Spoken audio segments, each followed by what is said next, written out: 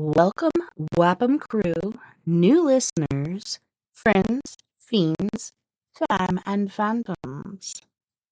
Secure your tinfoil hats, buckle down tight, and hold on loosely as we soar over the rocky tops of the La Platas on a rocky mountain high, get sucked into the vortex of the Four Corners, and settle down snugly at mile marker 420 in colorful Colorado. It is Saturday, September 17th. Sunday, September 18th, for those of you across the pond and beyond.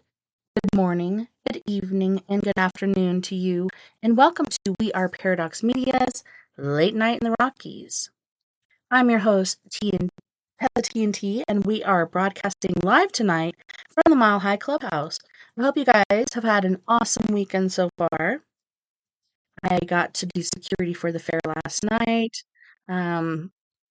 Watch some barrel racing, some roping, uh, mutton busting. I don't know if you guys know what that is, but that's when the sheep are ridden by little children. And I guess tonight, my daughter Lily will be busting some mutton. So make sure you put out some positive thoughts for her. I'm just worried about, sometimes kids get stepped on by the sheep, and yeah, there's going to be some pain here and there, but if she gets her pretty little pearly whites knocked out, I'm going to be so sad. I'm going to be so sad. So I told her dad, I was like, make sure that this girl gets a helmet from one of the other kids that are riding, or something, because I don't know. I really worry about that stuff. And can you believe that people actually um eat mutton? I heard it's a thing. I've tried it. I didn't like it. I had a friend of mine from security recently tell me he's had some really good mutton. But not me, coach. I'm not into it. I just want to say hi really quick to Champ, Mr. Morris from Scotland, my beautiful sister Sandra from BC. But yeah, so supposed to work security tonight.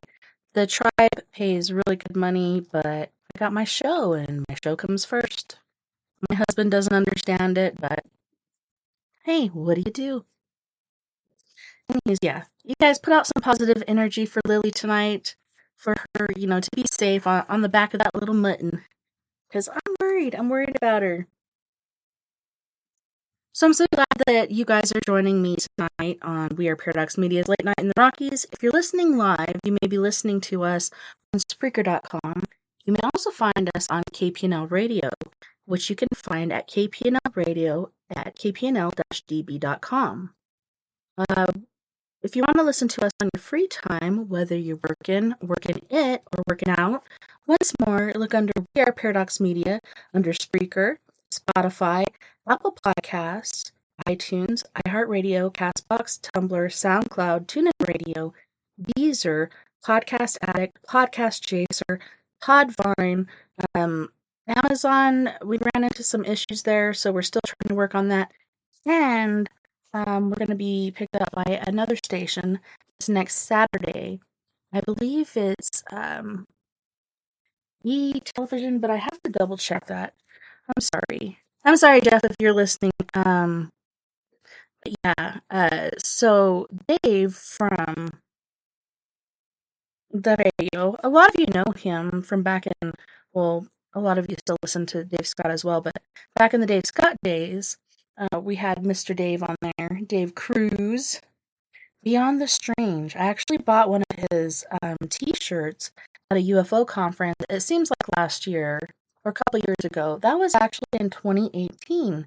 That was a long time ago, but I got to meet him and Miss Deb and Mr. Eric with a K, and we just had the best time ever.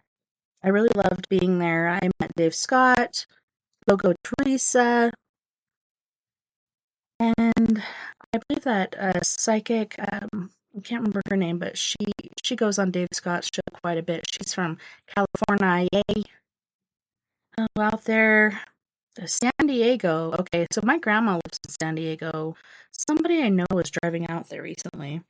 I apologize for my all the timers, but I'm just like, I'm out of lack for any sort of thought process going on right now. But I'm gonna try to look really quick under Dave Cruz. Okay. Beyond the Strange is the name of his show. We've been messaging on so many different outlets. It's hard to keep track of which one he actually sent that to me on. So it's called eTalk Radio, and you can find that at etalk.tv/radio. And there is a number of different radio hosts on there, and Jeff is doing a really good job with that. And I guess there's going to be a change with the whole website because it's growing, so things have to grow, things have to proceed forwardly. And yeah, super excited. Gonna be on there next Saturday, not this weekend, unfortunately, because we all have to work our muggle jobs and make the money to pay our bills. Just working really, really hard with granite. That's no laughing matter. Okay, there's fictitious granite, which is just like, oh, let's put some linoleum over here on this wood and make it look like marble. But he's working with the real stuff. You got to get the cuts just right, and that stuff, I tell you what, is so heavy, it's insane. Guess what, you guys? We're off ground from YouTube, so go on, mosey on over to YouTube. You can listen to any shows on there, even put it on a playlist or whatnot. I'm not sure if those, I think I have to put those together, but all of our shows are on there except for times that we've been off the air. But I'm hoping to upload shows that are missing. That way you guys get the full effect. But if you go over there, subscribe. We're growing in numbers all the time. They're not as big as our Facebook numbers, but it's steadily growing. The forward process is positive. That's a good thing. But yeah, make sure you like any video you've listened to, leave a comment, and let us know any sort of guests that you'd like to have on. I will reach out to them. I will say, hey, would you be on my show? I'm still trying to get my hero on here, Mr. Dan Aykroyd. And his assistant was not very pleasant with me last time, but I'm going to keep trying. I'm going to keep trying, I'm going to keep going.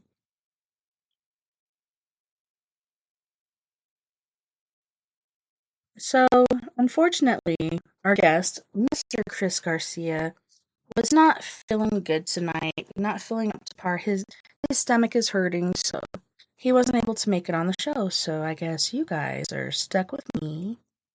TessaTNT, I know. It's a horrible, horrible thing. So we're going to be reading Bram Stoker's Dracula and some Reddit ghost stories. I'm thinking I'm going to split up the time, maybe do a half and half instead of 2 hours on one and 1 hour on the other, an hour and a half on both, if I can. Which I can't because the breaks are 17 minutes and some odd seconds long.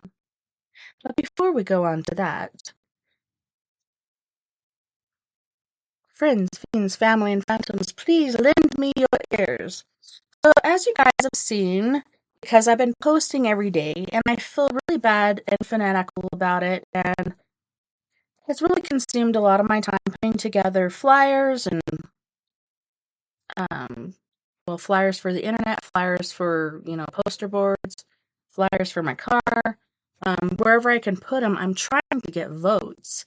And it seems like it's like pulling teeth because everybody thinks that this is a scam, when in fact it is not, I must assure you. And I even told my husband, I'm like, do you think I am fucking stupid or something? Well, I guess, sometimes I am fucking stupid, but that doesn't happen very often. If you catch my drift. Anyways, I look into things before I enter them. I know a scam when it comes upon me. Since I've done this contest, I've had so many different scammers on Instagram, of all things, reaching out to me. But it's been insane because, there's a lot of people from India, for the most part, probably Nigeria in there too, because, they're really good at that. But I'm not talking about all Nigerians. There's some good people out there, and I know, it's hard when you're in a certain economy. You have to do whatever it takes to get the deal done, make some money, feed your family, keep a house over your head. Okay, I will get to those later. Sandra and Jim had some good stuff to say about mutton. Um, but yeah, so there's a lot of scammers. I have a plan for that, and I'll tell you about that a little later. But as far as this contest goes, it's thrown by a page known as Face of Horror. And I found these guys on Facebook not too long ago. And, I love horror flicks. Like I said in my bio for this contest, I was raised on a steady stream of scary movies and horror flicks, and I grew up dealing with the paranormal. Hence the reason I'm doing this show. But when I saw this contest, and it was still very last minute, I think it was like 2 days before the contest was supposed to kick off. But I found this contest and I submitted, and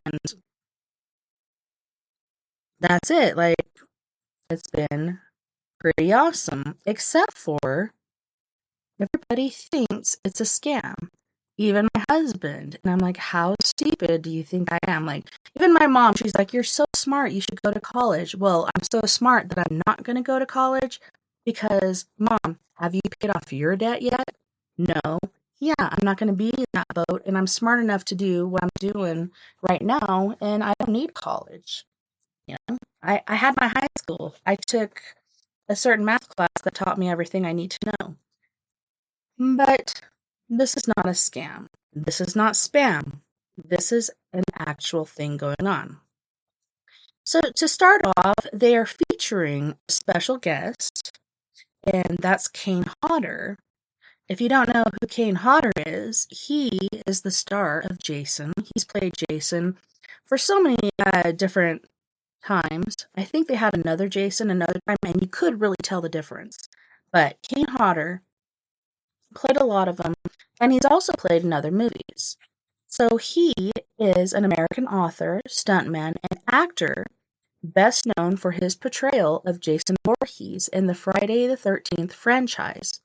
Potter has some of the most die-hard fans in the genre. Competitions will enjoy exclusive interviews with the horror icon, and one lucky fan will join the legend for an exclusive photo shoot. So I guess we get to... Oh, goodness. See, that puts another thing on it, and I just now, even though I read this and posted it, it did not deposit until right now, because I'm so spread so thin. But yeah, so I guess maybe the top 10, maybe top 5 will get an interview with him. That would be super awesome. But the winner of this gets a photo shoot with him that will go into Rue Morgue magazine. And that's going to be spread on that one. There's also going to be some filming over at Buffalo. Well, no, the photo shoot will be at Buffalo Bills. The filming will be with an independent film producer. It could be our host, Jim. I'm not sure yet. Everything's going as it goes. So the people that are sponsoring this contest is Buffalo Bills House. I haven't really looked on Facebook yet for this, but on Instagram, they started following me after I was like #1 for a while, and then I started following them because I love Silence of the Lambs, aka Silence of the Muttons. So this is the legendary filming location of the 5-time Academy Award-winning horror film, The Silence of the Lambs, aka Silence of the Muttons. This is now open for overnight stays, guided tours, on-location filming, outfitted with screen-used movie memorabilia, artwork, and multiple interactive movie experiences. Buffalo Bill's house retains the feel of the iconic film set, while providing amazing hospitality and photo opportunities, lotion included. I also have to add, because, they follow me, I follow them, they just did a post the other day that said they have remade the iconic well, which the girls would be in, where he'd feed down the basket full of lotion to her. Really sick, really demented, but, we're all kind of warped in our own ways, and I love horror flicks, and that was a really good one. The Silence of the Lambs. Hello, Clarice. Can you hear the lambs crying? So this contest is also hosted by Mr. Jim Vindiola. Sounds like an Italian name, doesn't it? But guess what? He's a Filipino American. So Jim is an award-winning Filipino American filmmaker whose work frequently explores heartache, longing, liminality, eros, and pathos. His latest film, a horror comedy called Pretty Pickle, recently world premiered at Chattanooga Film Festival and will have its international premiere at this year's Fantasia Film Festival. And he doesn't, I don't know, I guess it's every week or maybe more than every week. He posts a little video where he's dressed up as Dracula, and I don't know, he just cracks me up. He's a good actor, so I'm wondering if he took drama or acting or something. But he cracks me up, and I love humor in my horror. That's why I love Vinny Vineyard, aka Funkmaster V, and Luke Walker, aka Luke Walker. Those guys are awesome. They're working on their third, horror flick. They've got two out, The Hike, as well as WJHC Radio. And yeah, they're doing so good on that platform, and I love that because as a kid, if you read my bio, which I don't think a lot of people do, it'll tell you about how I was raised on horror. Actually, when I was a kid, my dad worked at the television station. We had camera equipment, editing equipment at our disposal. So when I was 3 to 5, almost 6 years old, I was already making horror movies with my family. So um, that's my first goal. If I win, I get $13,000, 2 night stay at Buffalo Bills, a walk-on part in a movie, and a photo shoot with Jason in Rue Morgue magazine at Buffalo Bills. And what is the other one?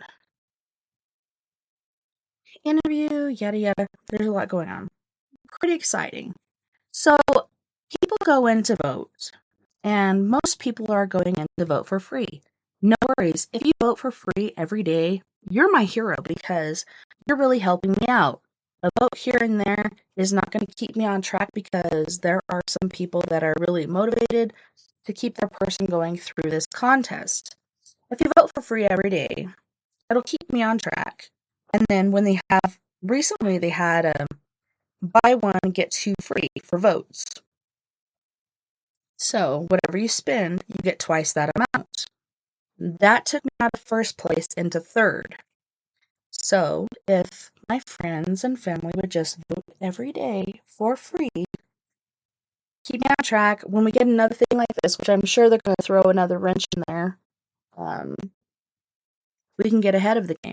And I have a plan too for this cameras, but like I said again, I'm going to get to that later because here comes the most important part of this contest.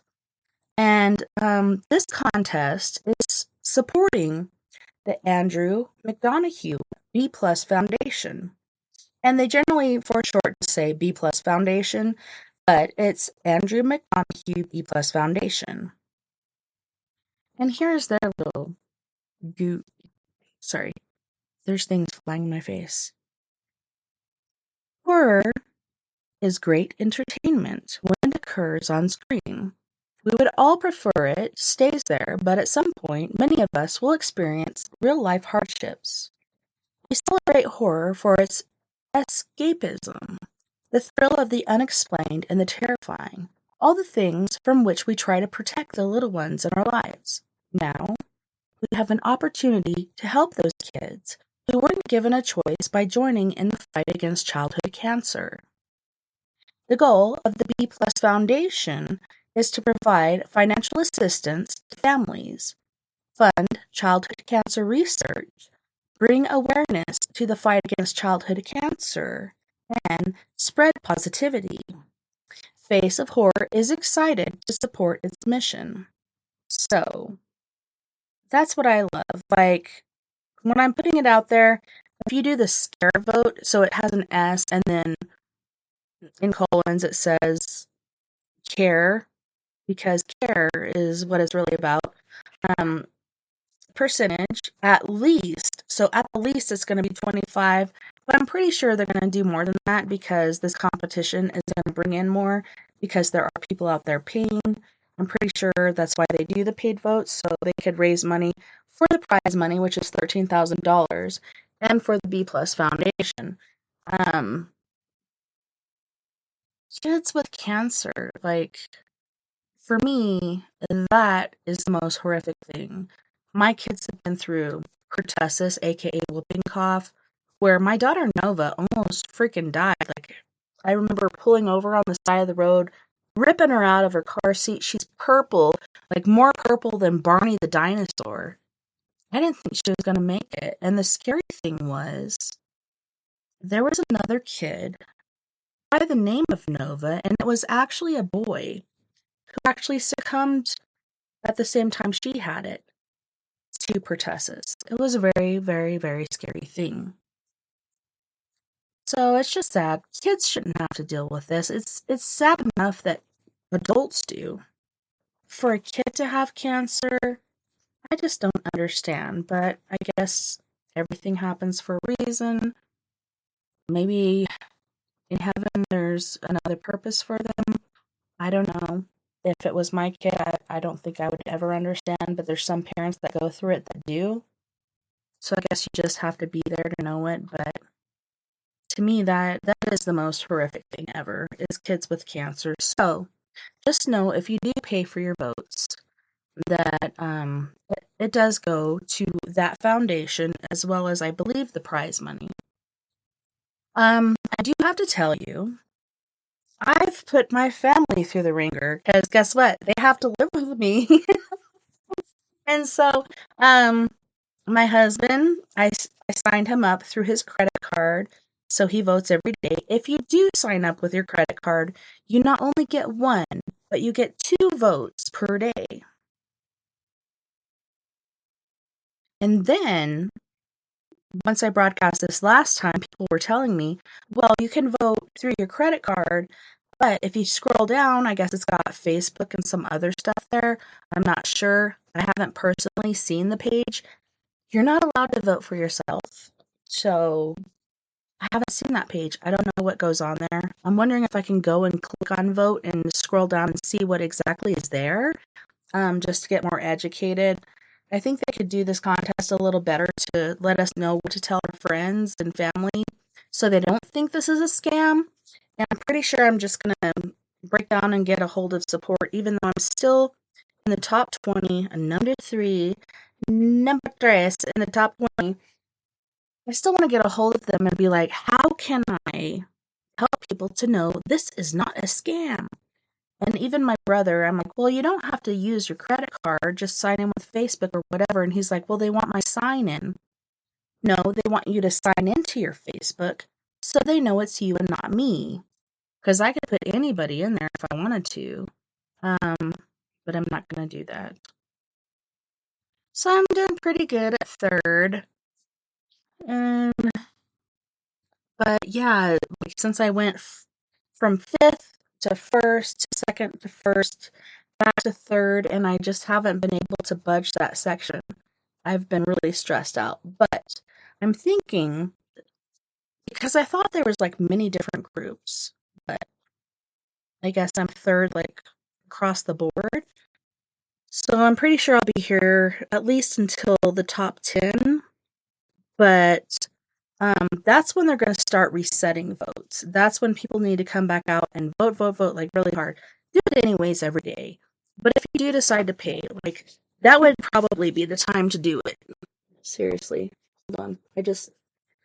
Using my hands to talk, I just dropped my phone. Knocked it off the platform. But yeah, that's where that is. Oh, yeah. So stressful. And so, after the first week, and I even did a TikTok video, my very first one, I've been signed up forever, but what do? So I'm going to start with my TikTok about this contest with me and my 63 Kennedy ambulance. I named her Bonnie because she's a Bonneville. She's beautiful. I love her. She runs. The electrical did work until I took it in to get an inspection, then it didn't. So, is it in fact haunted? Not sure. Could it be because I witnessed my mechanic yank on the power lines? Could be that too. So I'm not just going to say, oh, it's haunted. Could have been because Dennis got frustrated and yanked on the power lines. But, you know, it is what it is. Holy cannoli. Yeah, Bonnie. Okay, so my brother said he's coming back. And I said this in my thing because how boring is it to say, well, if I win, I'm going to pay for my cruise to Ireland, and that's going to be about $3,000, and I'll give the $10,000 to my landlord to pay for my house. Pretty boring. So I said, which I'd really love to do. I'm going to do it anyways because I do intend on getting a job with security, watching a building site or something. I'm going to do some legwork, get another job like that, make thousands of dollars per month, be happy, be able to pay for my brother to paint my ambulance. But what I really want to do is make a horror flick. I could do that with the same money, and work with my friends Vinny and Luke. And I'm going to go back to the homeland. I'm going to go to Ireland. It's going to start off, I fly into Amsterdam. My sister is very hardcore intent on staying in Amsterdam for at least 2 days before the cruise starts because she wants to go to all the, they call them coffee shops. Well, they have a little more than coffee going on there, which I'm good with a couple hits per week. She is like blunt after blunt after blunt every day. You gotta see her blunts. They're like very, very thin blunts. Smaller than a pencil blunts. She calls them blunts. I'm like, those aren't blunts. Maybe you should call them fun sticks. I don't know. Those aren't blunts. Call them fun sticks. But yeah, she wants to stay in Amsterdam for 2 days. I want to go to the coffee shops, but I also want to go and see the red light district. Not because I want to, visit any of these locations, but I'd like to walk down and see, like, what exactly is going on there. What is the lifestyle? Because I've heard so much. I'm curious. I know curiosity killed the cat, but I really want to see that area. But guess what, Miss Morris? I'm going to come for a visit. So we're going to stop off in Amsterdam. We're going to go to the UK, Ireland. UK includes all that stuff. Ireland, England, Scotland, Amsterdam, like all over the place. It's going to be cool. So I'm hoping to meet up with Mr. Rick Kirkby, Mr. Jim Morris, and I'm trying to remember other friends I have that I haven't been in recent contact with, but most recently. But that's the number one thing I'm going to do. Pay for my cruise, and then I'm going to pay my landlord. And then, when my brother gets back, he and I shall work together on the ambulance and get it looking really pretty. Even though it looks really awesome right now, it's got that nice patina on it, and all the windows are whole, the motor runs. I'm thinking I might just go through myself and do the electrical lines or something. Or even patch in a line to the original line. But I can't believe he yanked on that line to the lights. I'm like, you don't do that to electricity. If you unplug it from one location, it's not going to work. It did work for a while and then it quit. I don't know. Maybe it's just haunted and I need to sage it. But before I do that, I want to do a ghost box radio in there. So let's conclude this part of it because we overran 30 minutes. We're almost at 32. But please, if you're listening right now, vote for me. Keep me in the game. There's a guy called Murder Gnome that is in second place. I still haven't found who's in first place because they don't tell us who we're competing against. Even though they say be nice to the competitors, they don't show us who we're competing with. I've just accidentally happened upon different people in the contest. You guys, oh my goodness. Won't believe who's in here. Remember Mr. Will, who writes, Camp Crystal Lake, who's been a guest on here, who was like, oh, yes, a friend of mine is in that contest. Well, I guess he was talking about himself because he is in space number 10. Good luck to him. Good luck to Murder Gnome and whoever else. But I've been like, what do you call it? Confirming it, or just in my mind, I'm going to win this. I'm going to win this. And then when my friends and family aren't working with me, I'm just like, what do I do? Okay, so that, before we go to story time, reminds me of the scam. So, I'm not a scammer, but when people try to scam me, I'm going to give you a taste of your own medicine. So, I paid this lady, supposed lady, probably a male, especially the way it talked to me, but I paid it $10, and I'm like, if you can get me through round 1, I'll pay you the rest of the money. They didn't do anything but put up an ad, and that put it to where people were like, hey, I saw you're in this contest. Let me put you out there. Let me promote you. All these people are coming out of the woodwork.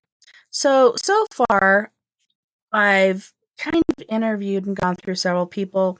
Paid one person, I believe it was $35, one person $10. The one that I paid $35, I've now got 2,000, almost 3,000 followers on Instagram. That's not what I want. I said, if you took these followers and made them vote for me, that's what I'm paying for. And supposedly they changed it, but I still, like, when I go back, I can see who votes for me. Thank you, Sandra. Thank you, Jim. Thank you, Jazz. Thank you, everybody that's voted for me. It really means a lot to me because this is a big thing in my life right now. But these guys are just like, oh, I'm going to give this a list to my community. Everybody's going to be like, oh, like, I like your photo. Well, likes on my photo on Instagram and followers do not equal votes on this face of horror.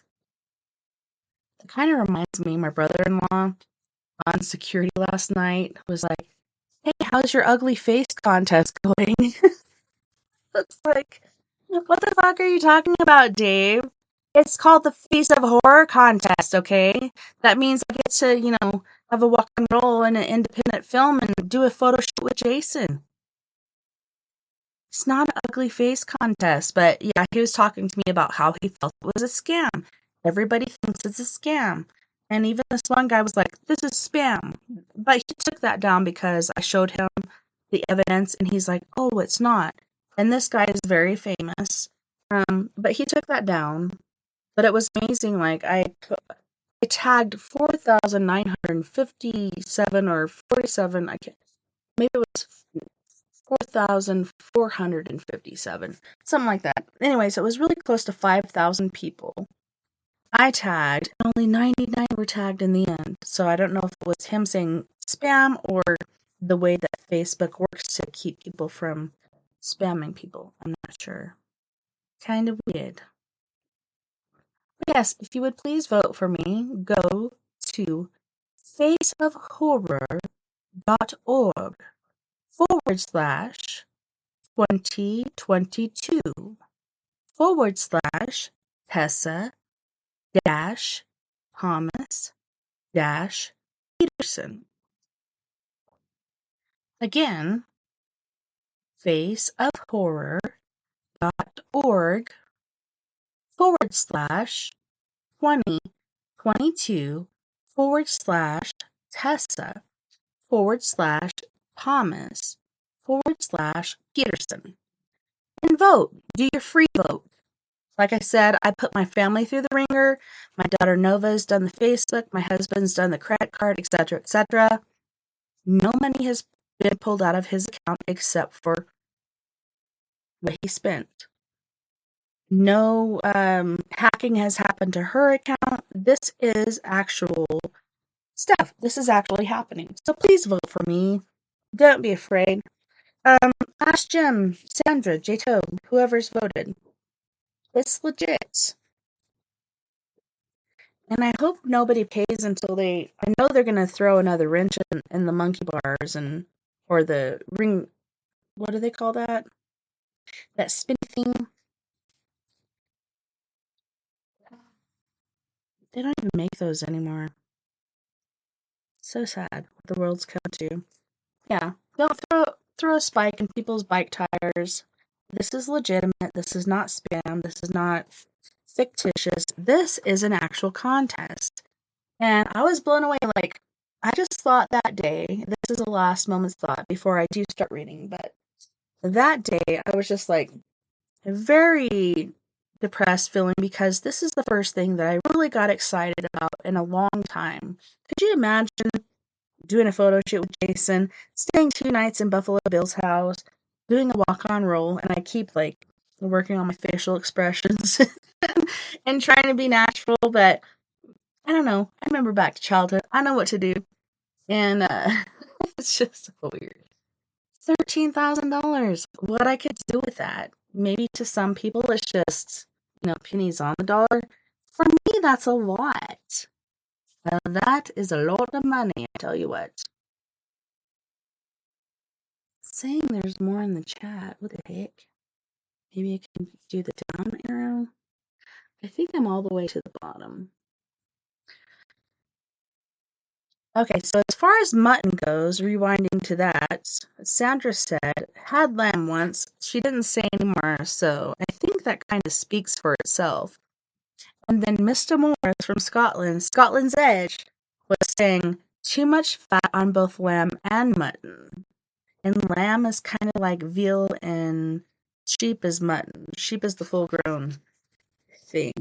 I don't know. When I had it, I've done videography since I was 13 years old, and when my dad passed, he was 49 and 2 months old. I can't even remember how old I was. I was in my 20s, I believe. And yeah, that was 18 years ago. My dad passed away. And we did this, Jewish thing. We filmed it, and they asked us what food we wanted, and I chose the lamb instead of like the fish or something else. Should have picked the fish because I didn't really like it. It was not the best. But I have a friend, Casey, who works security with me that said if it's cooked right, it's really, really good. Okay, so we're at 40 minutes. I'm going to go back to Mina Harker's journal. And this is from Bram Stoker's Dracula. 1 November. All day long we have travelled at a good speed. The horses seem to know that they are being kindly treated, for they go willingly their full stage at best speed. We have now had so many changes, and find the same thing so constantly that we are encouraged to think that the journey will be an easy one. Dr. Van Helsing is laconic. He tells the farmers that he is hurrying to Bistritz, and pays them well to make the exchange of horses. We get hot soup, or coffee, or tea, and off we go. It is a lovely country, full of beauties of all imaginable kinds, and the people are brave, and strong, and simple, and seem full of nice qualities. They are very, very superstitious. In the first house where we stopped, when the woman who served us saw the scar on my forehead, she crossed herself and put out 2 fingers towards me to keep off the evil eye. I believe they went to the trouble of putting an extra amount of garlic into our food, and I can't abide garlic. Ever since then I have taken care not to take off my hat or veil, and so have escaped their superstitions and suspicions. We are travelling fast, and as we have no driver with us to carry tales, we go ahead of scandal. But dare I say that fear of the evil eye will follow hard behind us all the way. The professor seems tireless. All day he would not take any rest, though he made me sleep for a long spell. At sunset time he hypnotized me, and he says that I answered as usual. Darkness, lapping water and creaking wood. So our enemy is still on the river. I am afraid to think of Jonathan, but somehow I have now no fear for him, or for myself. I write this whilst we wait in a farmhouse for the horses to be got ready. Dr. Van Helsing is sleeping, poor dear. He looks very tired and old and grey, but his mouth is set as firmly as a conqueror's. Even in his sleep he is instinct with resolution. When we have well stated, I must make him rest whilst I drive. I shall tell him that we have days before us, and he must not break down when most of all his strength will be needed. All is ready. We are off shortly. 2 November morning. I was successful, and we took turns driving all night. Now the day is on us, bright though cold. There is a strange heaviness in the air. I say heaviness for want of a better word. I mean that it oppresses us both. It is very cold, and only our warm furs keep us comfortable. At dawn, Dr. Van Helsing hypnotized me.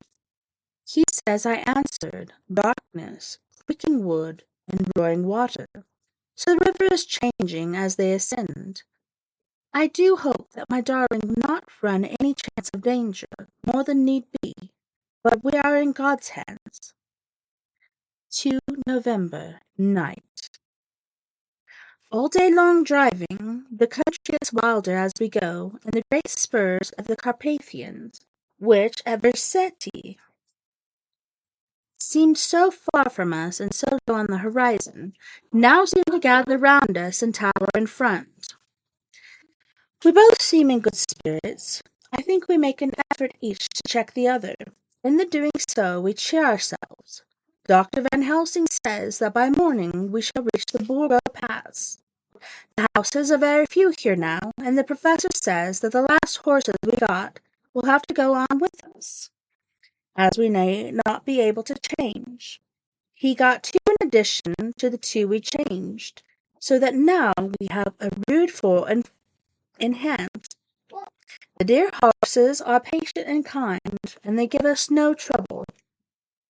We are not worried with the other travellers, and so even I can drive. We shall get to the pass in daylight. We do not want to arrive before, so we take it easy and have each a long rest in turn.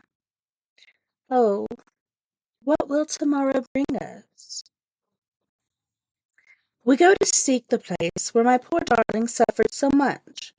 God grant that we may be guided aright, and that he will deign to watch over my husband and those dear to us both, and who are in such deadly peril. As for me, I am not worthy of his sight. Alas, I am unclean to his eyes, and shall be until he may deign to let me stand forth in his sight as one of those who have not incurred his wrath.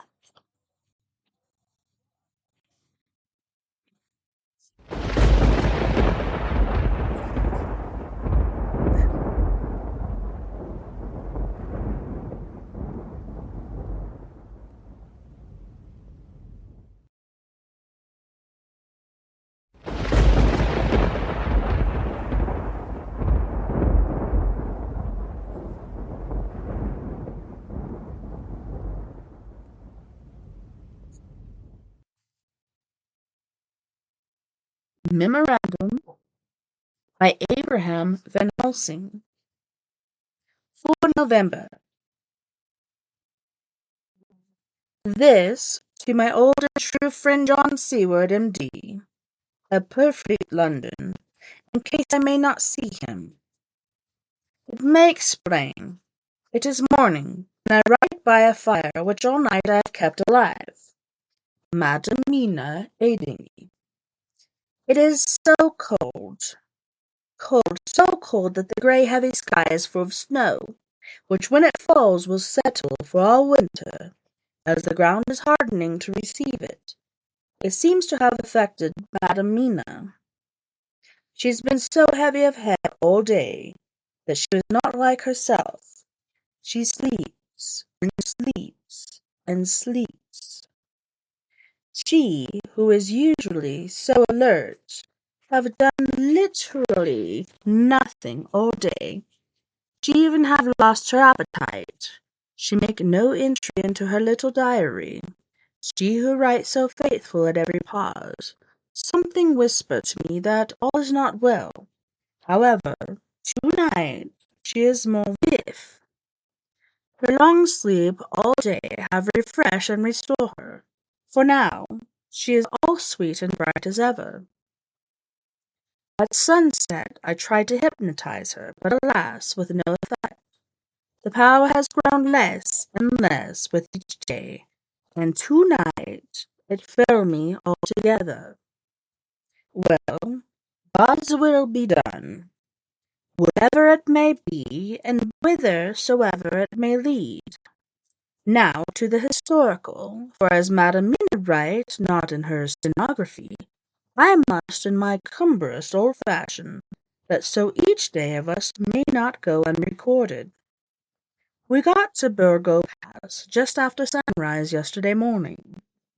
When I saw the signs of the dawn, I got ready for the hypnotism. We stopped our carriage and got down so that there might be no disturbance. I made a couch with furs and made Madam Mina, lying down, yield herself as usual, but more slow and more short time than ever, to the hypnotic sleep. As before came the answer, darkness and swirling of water. Then she woke, bright and radiant, and we go on our way and soon reach the pass. At this time and place she became all on fire with zeal. Some new guiding power being her manifested, for she point to a road and say, "This is the way." "I know you it?" I asked. "Of course I know it," she answered, with a pause, and "have not my Jonathan travelled it and wrote of his travel?" At first I think somewhat strange, but soon I see that there be only one such by road. It is used but little and very different from the coach road from Kovna to Bistritz, which is more wide and hard and more of use. So we came down this road, and we meet other ways, not always were we sure that they were roads at all, for they be neglect and light snow have fallen. The horses know, and they only. I give rein to them, and they go so patient. By and by we find all the things which Jonathan have wrote more in the note that wonderfully he diaried of himself. Then we go on for long, long hours and hours. At first I tell Madam Mina to sleep. She tried. She succeeded. She sleep all the time, till at last I feel myself too suspicious grow, and attempt to wake her, but she sleep on, and I may not wake her though I try. I do not wish to try too hard lest I harm her, for I know that she hath suffered much, and sleep at times be all and all to her. I think I drowse myself, for all of a sudden I feel guilt, as though I have done something. I find myself bolt up, with the reins in my hand, and the good horses go along jog jog, just as ever. I look down, and find Madam Mina still asleep. It is now too far off sunset time, and over the snow the light of the sun flow in a big yellow flood, so that we throw a great long shadow, and where the mountain rise so steep, for we are going up, and all is so wild and rocky, as though it were the end of the world. Then I arouse Madam Mina. This time she wake with not much trouble, and then I try to put her to hypnotic sleep, but she sleep not, being as though I was still. I still try and try, till all at once I find her and myself embarked. So I look around, and find that the sun have gone down. Madam Mina laughed, and I turn and look at her.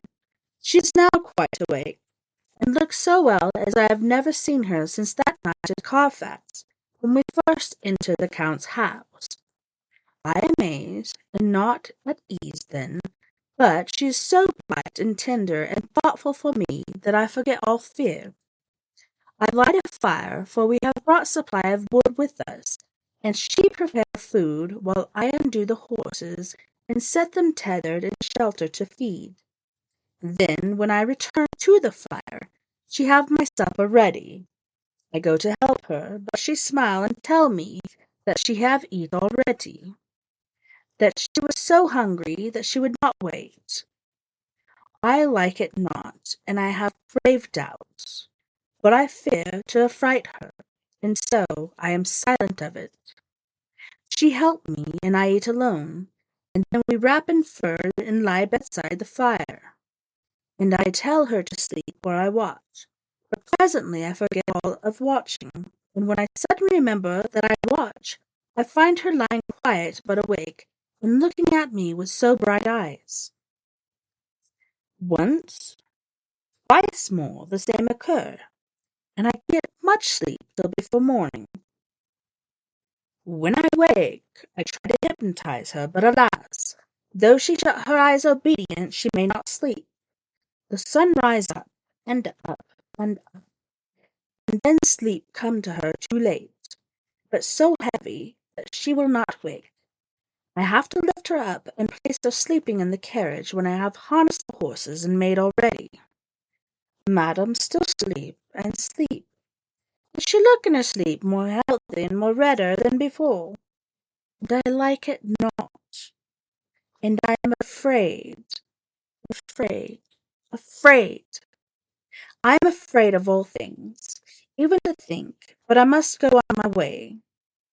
The stake we play for is life and death, or more than these, and we must not flinch. 5 November, morning. Let me be accurate in everything, for though you and I have seen some strange things together, you may at first think that I, Van Helsing, am mad, that the many horrors and the so long strain on nerves has at the last turned my brain. All yesterday we travelled, ever getting closer to the mountains and moving into a more and more wild and desert land. There are great frowning precipices, and much falling water. Nature seemed to have held sometime her carnival. Madam Mina still sleep and sleep, and though I did have hunger and appeased it, I could not waken her even for food. I began to fear that the fatal spell of the place was upon her, tainted as she is with the vampire baptism. Well, said I to myself, if it be that she sleep all day, it shall also be that I do not sleep at night. As we travelled on the rough road, for a road of an ancient and imperfect kind there was, I held down my head and slept. Again I awaked with a sense of guilt of time past, and found Madam Mina still sleeping, and the sun low down. But all was indeed changed. The frowning mountains seemed further away, and we were near the top of a steep rising hill, on the summit of which was such a castle as Jonathan tell of in his diary. At once I exulted and feared, for now, for good or ill, the end was near. I woke Madam Mina and again tried to hypnotize her, but alas, unveiling till too late. Then, ere the great dark came upon us, for even after down sun the heavens reflected the gone sun on the snow, and all was afoot a time in a great twilight. I took out the horses and fed them in what shelter I could. Then I make a fire, and near it I made Madam Mina, now awake and more charming than ever, sit comfortable amid her rugs. I got ready food, but she would not eat, simply saying that she had not hunger. I did not ask or press her, knowing her unwillingness. But I myself eat, for I must needs now be strong for all. Then, with a fear on me of what might be, I drew a ring so big for her comfort, round where Madam Mina sat, and over the ring I passed some of the wafer, and I broke it fine so that all it was well guarded. She sat still all the time, so still as one dead, and she grew whiter and ever whiter, till the snow was not more pale, and no word she said. But when I drew near, she clung to me, and I could know that the poor soul shook her from head to feet with a tremor that was pain to feel. I said to her presently, when she had grown more quiet, "Will you not come over to the fire?" For I wished to make a test of what she could. She rose obedient, but when she had made a step, she stopped and stood as one stricken. "Why not go on?" I asked. She shook her head, and coming back, sat down in her place. Then, looking at me with open eyes, as one waked from sleep, she simply said, "I cannot," and remained silent. I rejoiced, for I knew that what she could not, none of those that we dreaded could. Though there might be danger of her body, yet her soul was safe. Well, on that note, boys and girls, we are going to go to our first music break. On this break, we have Griff from Toronto, Canada, with Let Freedom Ring. I really love this song. I love Griff. He's very talented. Then we got Chico with Juice, Prime Example with Power Play, Chico with Last Forever, and then we have Mr. Roy Washington, who is our musical host, who has bestowed upon us most of the music that we have. And he's going to be singing Subliminal. You guys don't go anywhere. We'll be right back after this music break.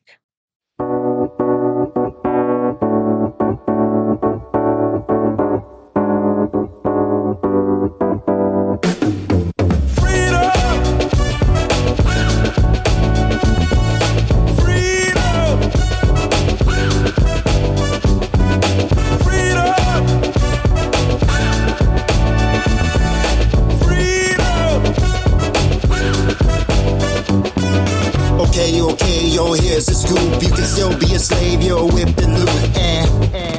That's the truth. Got big houses, nice cars. That's real cute, but it doesn't mean nothing. You ain't free to choose. When I say free to choose, no alarm clock, don't gotta hit the snooze. The world is backwards, I'm so confused. They say freedom of speech, but when you speak your mind, they blow a fuse. Just being honest, common sense and common. It's kind of ironic. My freedom, I recently bought it. Now I'm a target if I do the wrong thing or say the wrong thing. Come on, man. Let freedom ring. Yeah.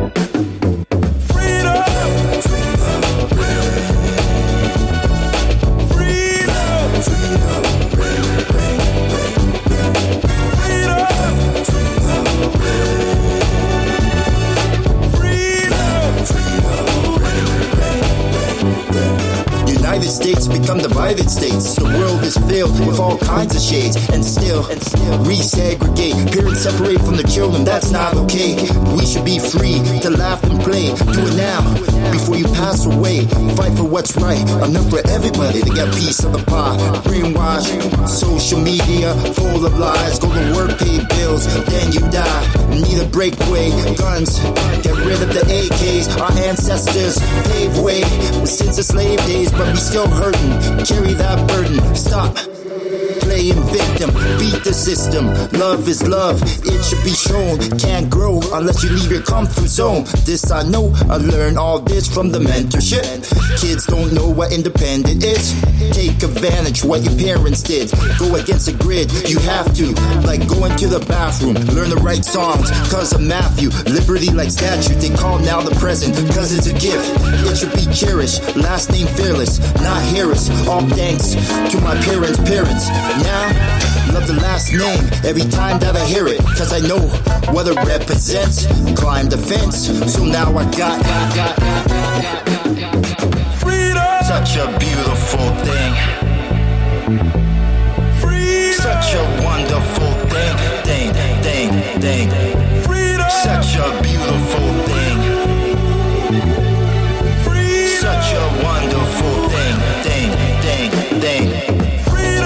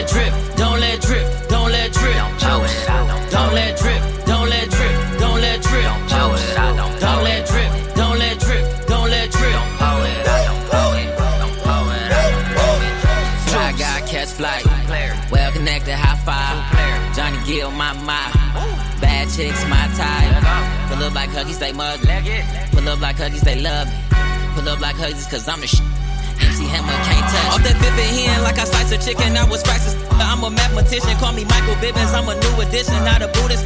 Don't true religion, yeah, I spit a lot. Like my tooth is missing and she gave me.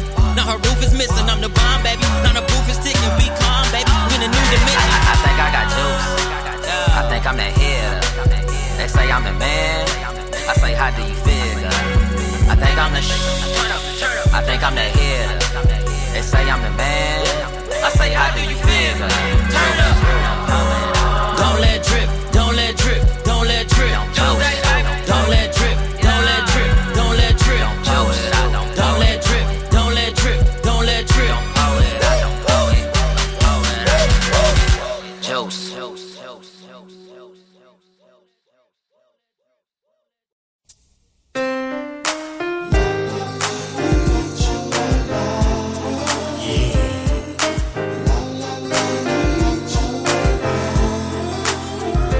Once upon a lifetime was a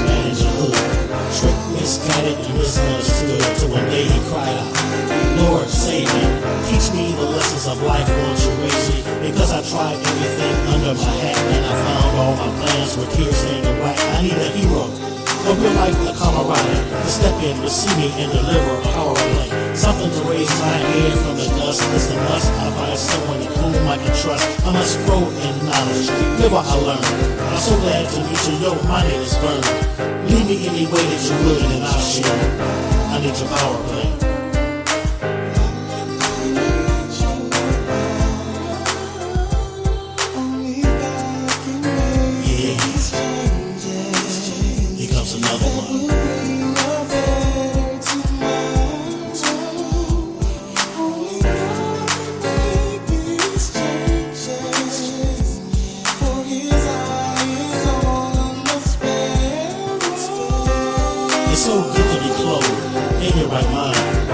To the front and all past behind. Memories of things you did so absurd.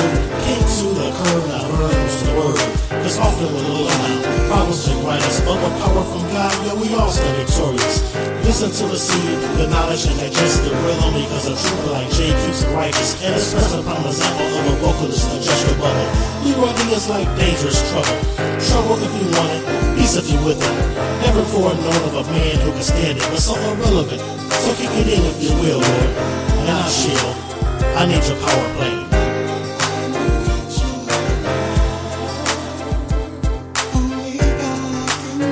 Yeah, here comes another one.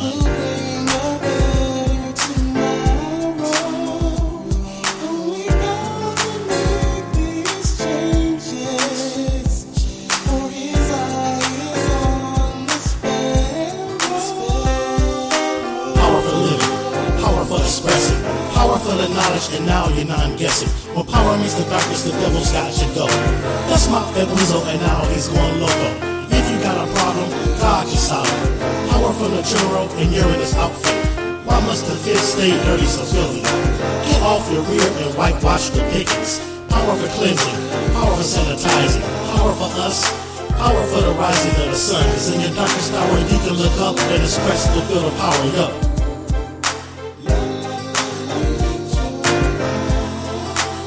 I need your power play.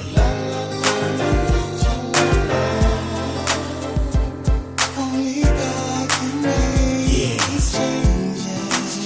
Comes another one.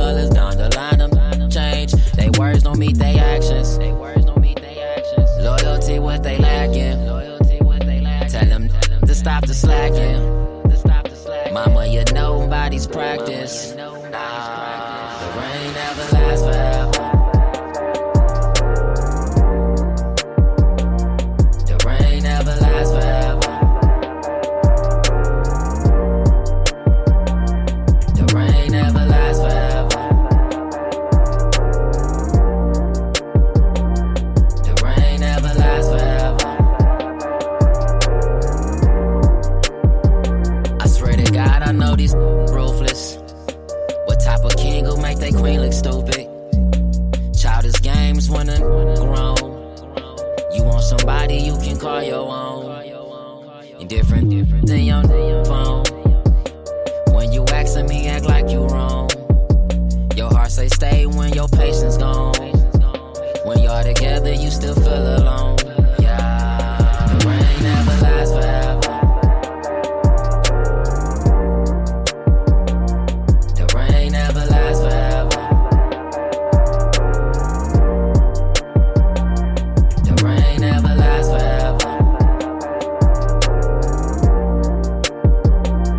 The rain never lasts forever.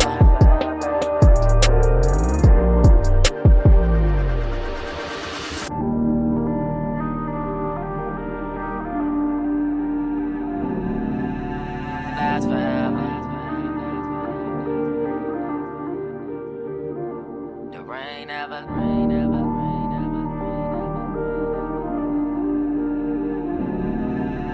lasts forever.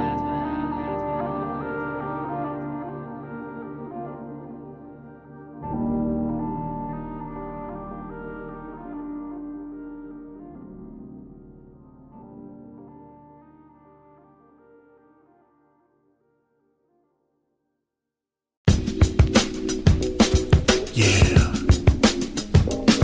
Come on. I see you, Roy Washington, man. What's happening, man? Yeah. Come on. Yeah.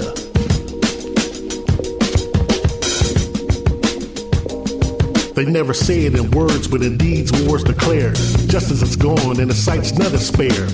Especially the kingdom encased in melanin. But these suckers are weak, kings and queens will ride again. Come on. Slackers with badges, the white sheets and the maggots. Watch them fall as I tag them because I'm better than average. A sharp shooter with words with my eye to the scope. Can they escape when I don the black cape? Is hell no. I'm a ninja for right, who can vanish from sight. Pick you off in the night, but still the Lord is my light. Perceiving all you see, the truth behind the scenes. Instead of jumping bandwagons, the light says believe in me. Cause you're a puppet, no doubt. 45th turned you out. Though I saw your lips moving, no sound came out. So I was sent from the heavenlies, born so you could find me. Swam the scene and stream, took flight during the 90s. Landed in Grace, wrote a verse of hip hop. Got with Jay and found the taste was smooth as butterscotch. We had hood love and money problems, they be on me, but we stayed in the flow. It had juice like Manolo. They can try to oppress, you can try to impress. I'm just after success, none less. You can look in my eyes, you can feel it, my vibes. Came down inside and it's so subliminal. I got God on my side, I ain't worried about none. If it ain't about money, then it ain't about none. Laughing at my enemies, I know they see me coming. If it ain't subliminal, they can't even see me. Politics abolish it, I'm here to raise the consciousness. For every face and race up in this nation trapped in poverty. Diamond in the rough, need to cut, shape it and polish it. Bad thoughts cripple life, we can be an optimist. We can be an optimist, reconstruct apocalypse. Broke people always hating, mix me with that gossiping. Rose up in the concrete, rain and sun, I'm blossoming. My people need to be like kind of Velcro, then we conquering. They can try to oppress, you can try to impress. I'm just after success, none less. You can look in my eyes, you can feel it, my vibes. Came down inside and it's so subliminal. I got God on my side, I ain't worried about none. If it ain't about money, then it ain't about none. Laughing at my enemies, I know they see me coming. If it ain't subliminal, they can't even see me coming. The 45th is a joke, and he's weak in disgust. He plans to divide, but there's no stopping us. If we have to fight, go toe to toe for our lives, we prevail and got sight, cause only light I recite. I blow my lyrics like a shotgun, camouflaged inside the tracks. Now watch the suckers run. Not moving fast enough, heads up, now here I come. I designed 50 ways to make this murder fun. I spit the lyrical rain that coat the concrete, that give life and take form. Arise and walk the street. Am I the greatest to spit? Feel the spray and we'll see. Let it dry, all the lies and the truth will point to me. Even when surrounded by a million MCs, I'm the one under the sun who's the greatest of these. I got the Holy Ghost juking and tapping while I'm rapping. Sticking and moving like Roy Jones, I'll make it happen. Even animals move when the novelist is rocking. My doggy started barking, his ears just a flopping. Subliminally, I penetrate camps like an enemy. Flicking the lights, cancel sight, cause you're not seeing me. They can try to oppress, you can try to impress. I'm just after success, none less. You can look in my eyes, you can feel it, my vibes. Live a king down inside. side and it's so subliminal. I got God on my side, I ain't worried about none. If it ain't about money, then it ain't about none. Laughing at my enemies, I know they see me coming. If it ain't subliminal, they can't even see me coming.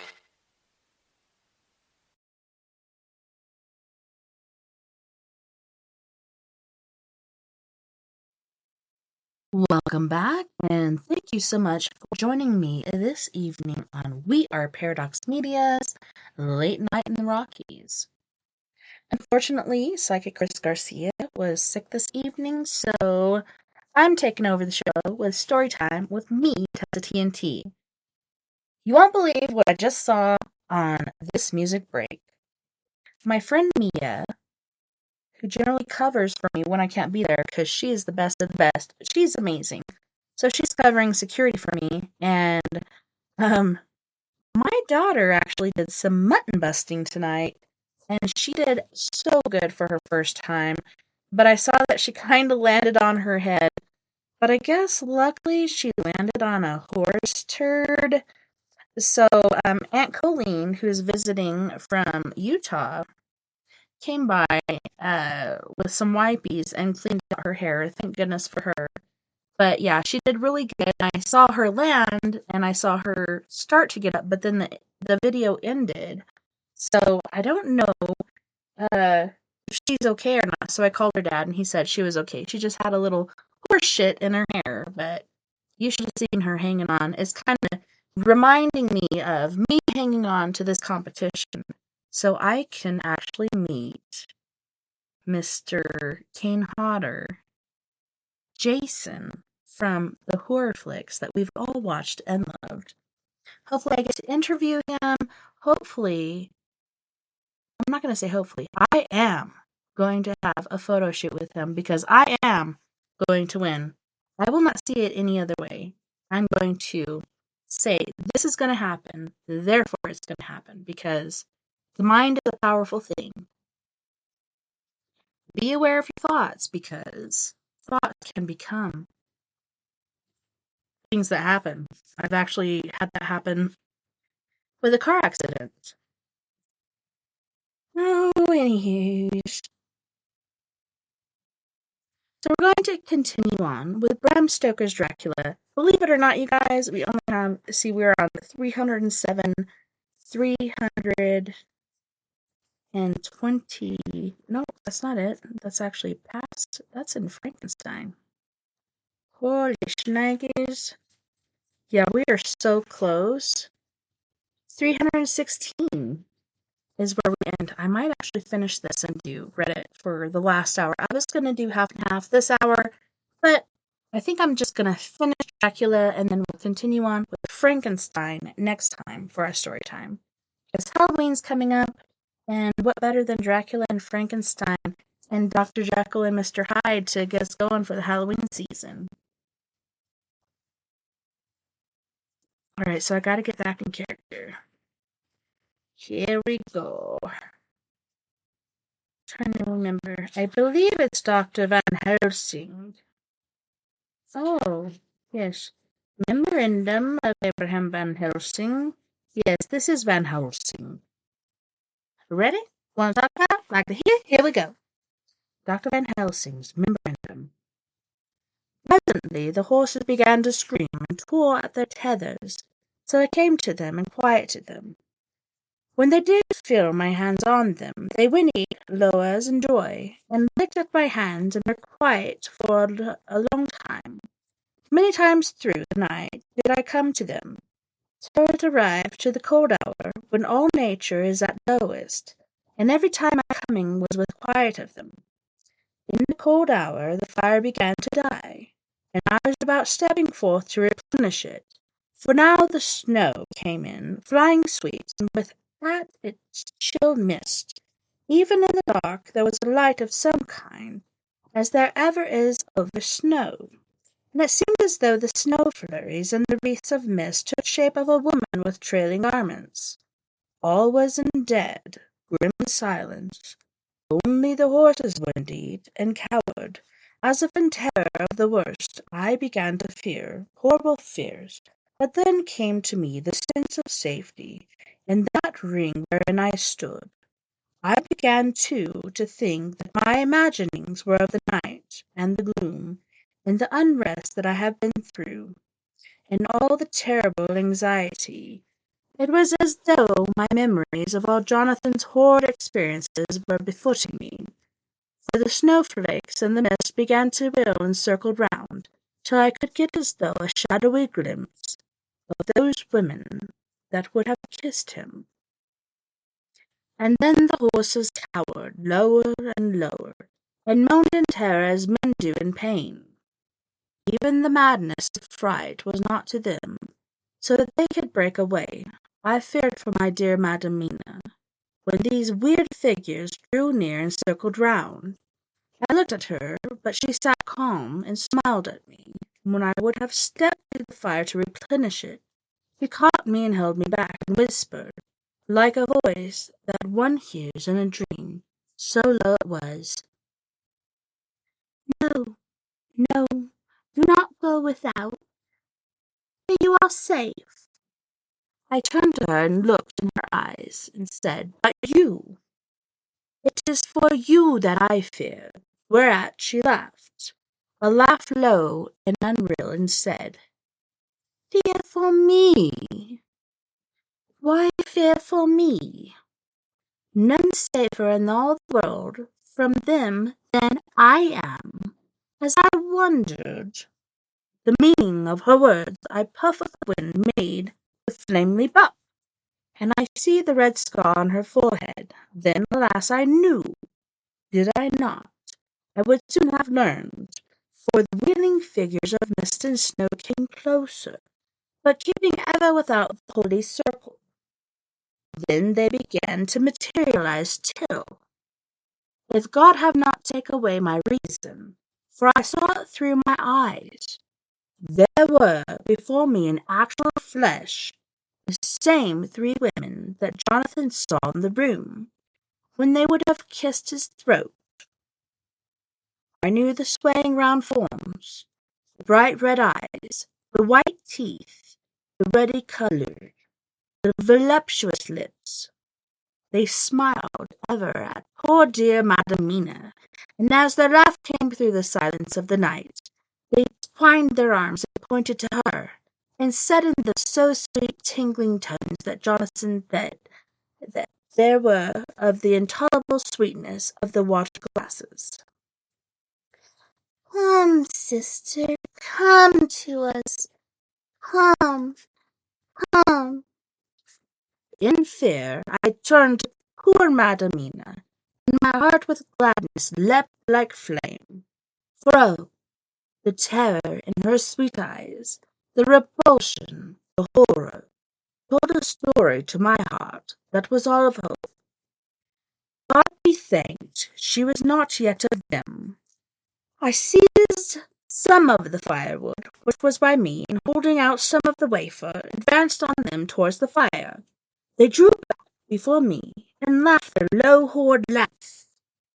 I fed the fire, and feared them not, for I knew that we were safe within our protections.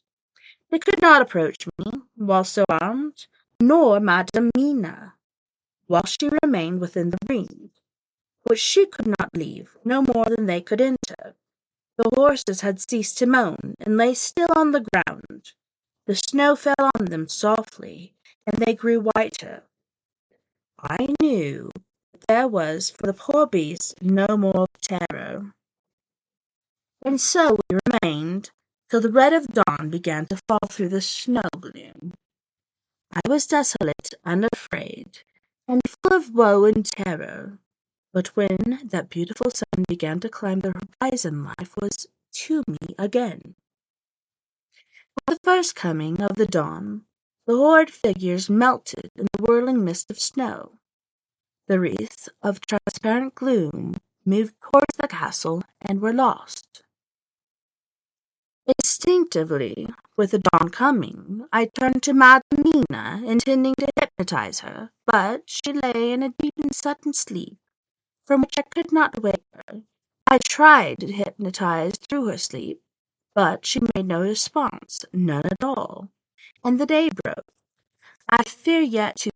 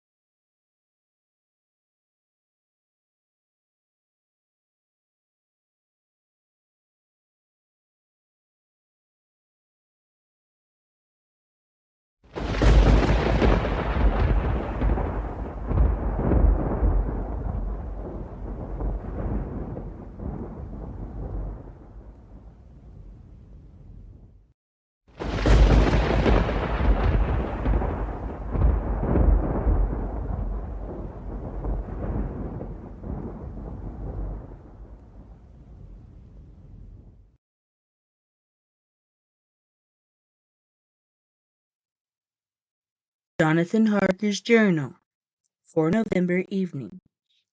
The accident, the launch, has been a terrible thing for us. Only for it we shall be overtaken the boat long ago. By now, my dear Mina would have been free. I fear to think of her, off in the world near the horrid place. We have got horses, and we follow on the track. I note this whilst Goldming is getting ready. We have our arms. The Skaney must look out if they mean to fight. Oh, if only Morris and Seward were with us. We must only hope if I write no more. Goodbye, Mina. God bless keep you.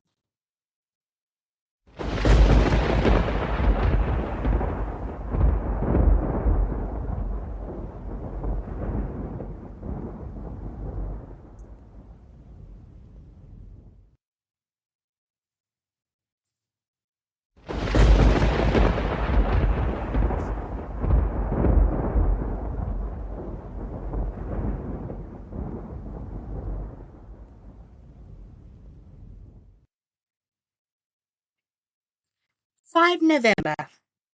Dr. Seward's diary. With the dawn we saw the body of Zangi before us dashing away from the river with their lighter wagon. They surrounded it in a cluster and hurried along as though best. The snow is falling lightly, and there is a strange excitement in the air. It may be our own excited feelings, but the depression is strange. Far off I hear the howling of wolves. The snow brings them down from the mountains, and there are dangers to all of us, and from all sides. The horses are nearly ready, and we are soon off. We ride to death with someone. God alone knows who, or where, or what, or when, or how it may be.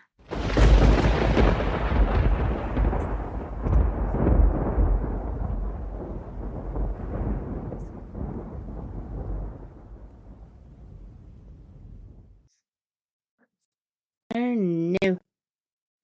Hold on. It said that there was 2 comments in here, but I'm not seeing anything. Weird. Dr. Van Helsing's memoranda. 5 November afternoon. I am at least sane. Thank God for that mercy at all events, though the proving of it has been dreadful. When I left Madam Mina sleeping within the holy circle, I took my way to the castle. The blacksmith hammer, which I took in the carriage from Vercetti, was useful. Though the doors were all open, I broke them off with rusty hinges, lest some ill intent or ill chance should choose them, so that being entered I might not get out. Jonathan's bitter experience served me here. By memory of his diary, I found my way to the old chapel, for I knew that here my work lay. The air was oppressive. It seemed as if there was some sulphurous fume, which at times made me dizzy. Either there was a roaring in my ears, or I heard afar off the howl of wolves. Then I bethought me of my dear Madam Mina, and I was in a terrible plight. The dilemma had me between his horns. Her I had not dared to take into this place, but left from the vampire in that holy circle, and yet even there would be the wolf. I resolved me that my work lay there, and that as the wolves we must submit, if were God's will. At any rate, it was only death and freedom beyond. So, did I choose for her?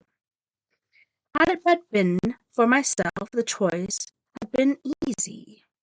The maw of the wolf were better to rest in than in the grave of the vampire, so I made my choice to go on with my work. I knew that there were at least 3 graves that inhabit, so I search and search, and I find one of them. She lay in her vampire sleep, so full of life and voluptuous beauty that I shudder as though I have come to do murder. Ah, no. I doubt that in old time, where such things were, many a man who set forth to do such a task as mine found at last his heart fail him, and then his nerve. So he delay, and delay, and delay, till the mere beauty and the fascination of the wanton and dead have hypnotized him, and he remain on and on till sunset come and the vampires sleep over. Then the beautiful eyes of the fair woman open and look love, and the voluptuous mouth present to a kiss, and a man is weak, and there remain one more victim in the vampire fold, one more to swell the grim and grisly ranks of the undead. There is some fascination, surely, when I am moved by the mere presence of such an one, even lying as she lay in a tomb fretted with age and heavy with the dust of centuries, though there be that horrid doer, such as the layers of the Count have had. Yes, I was moved. I, Van Helsing, with all my purpose and with all motive for hate. I was moved of a yearning for delay, which seemed to paralyze my faculties and to clog my very soul. It may have been the need of natural sleep, and the strange oppression of the air were beginning to overcome me. Certain it was that I was lapsing into sleep, the open-eyed sleep of one who yields to a sweet fascination, when there came through the snow-stilled air a long, low wail, so full of woe and pity it woke me like the sound of a clarion. For it was the voice of my dear Madam Mina that I heard. Then I braced myself again to my horrid task, and found by wrenching away tomb-tops one other of the sisters, the other dark one, I dared not pause to look on her as I had on her sister, lest once more I should begin to be enthralled. But I go on searching until, presently, I find, in a high great tomb as if made to one much beloved to the other fair sister, which, like Jonathan, I had seen to gather herself out of the atoms of the mist. She was so fair to look on, so radiantly beautiful, so exquisitely voluptuous, that the very instinct of man in me, which calls some of my sex to love, to protect one of hers, made me head whirl new emotion. But God be thanked that soul well of my dear Madam Mina had not died out of my ears, and before the spell could be wrought further upon me, I had nerved myself to my wild work. By this time I had searched all the tombs in a chapel, so far as I could, and as there had been only 3 of those undead phantoms around us in the night, I took it that there were no more of active undead existent. There was one great tomb, more lordly than all the rest. Huge it was, and nobly proportioned. On it was but one word, Dracula. This, then, was the undead home of the king vampire, to whom so many more were due. Its emptiness spoke eloquent to make certain what I knew, before I began to restore these women to their dead selves through an awful work. I laid in Dracula's tomb some of the wafer, and so banished him from it, undead, forever. Then began my terrible task, and I dreaded it. Had it been but one, it had been easy, cooperative, but three? To begin twice more after I had been through a deed of horror, for it was terrible with the sweet Miss Lucy. What would it not be with these strange ones, who had survived through centuries, and who had been strengthened by the passing of the years, who would, if they could, have fought for their foul lives? Oh, friend John, what was butcher work? Had I not been nerved by thoughts of other dead, and of the living over whom hung such a pall fear, I could not have gone. I tremble and trembled even yet, though till all was over, I could not have gone. God be thanked, my nerve did stand.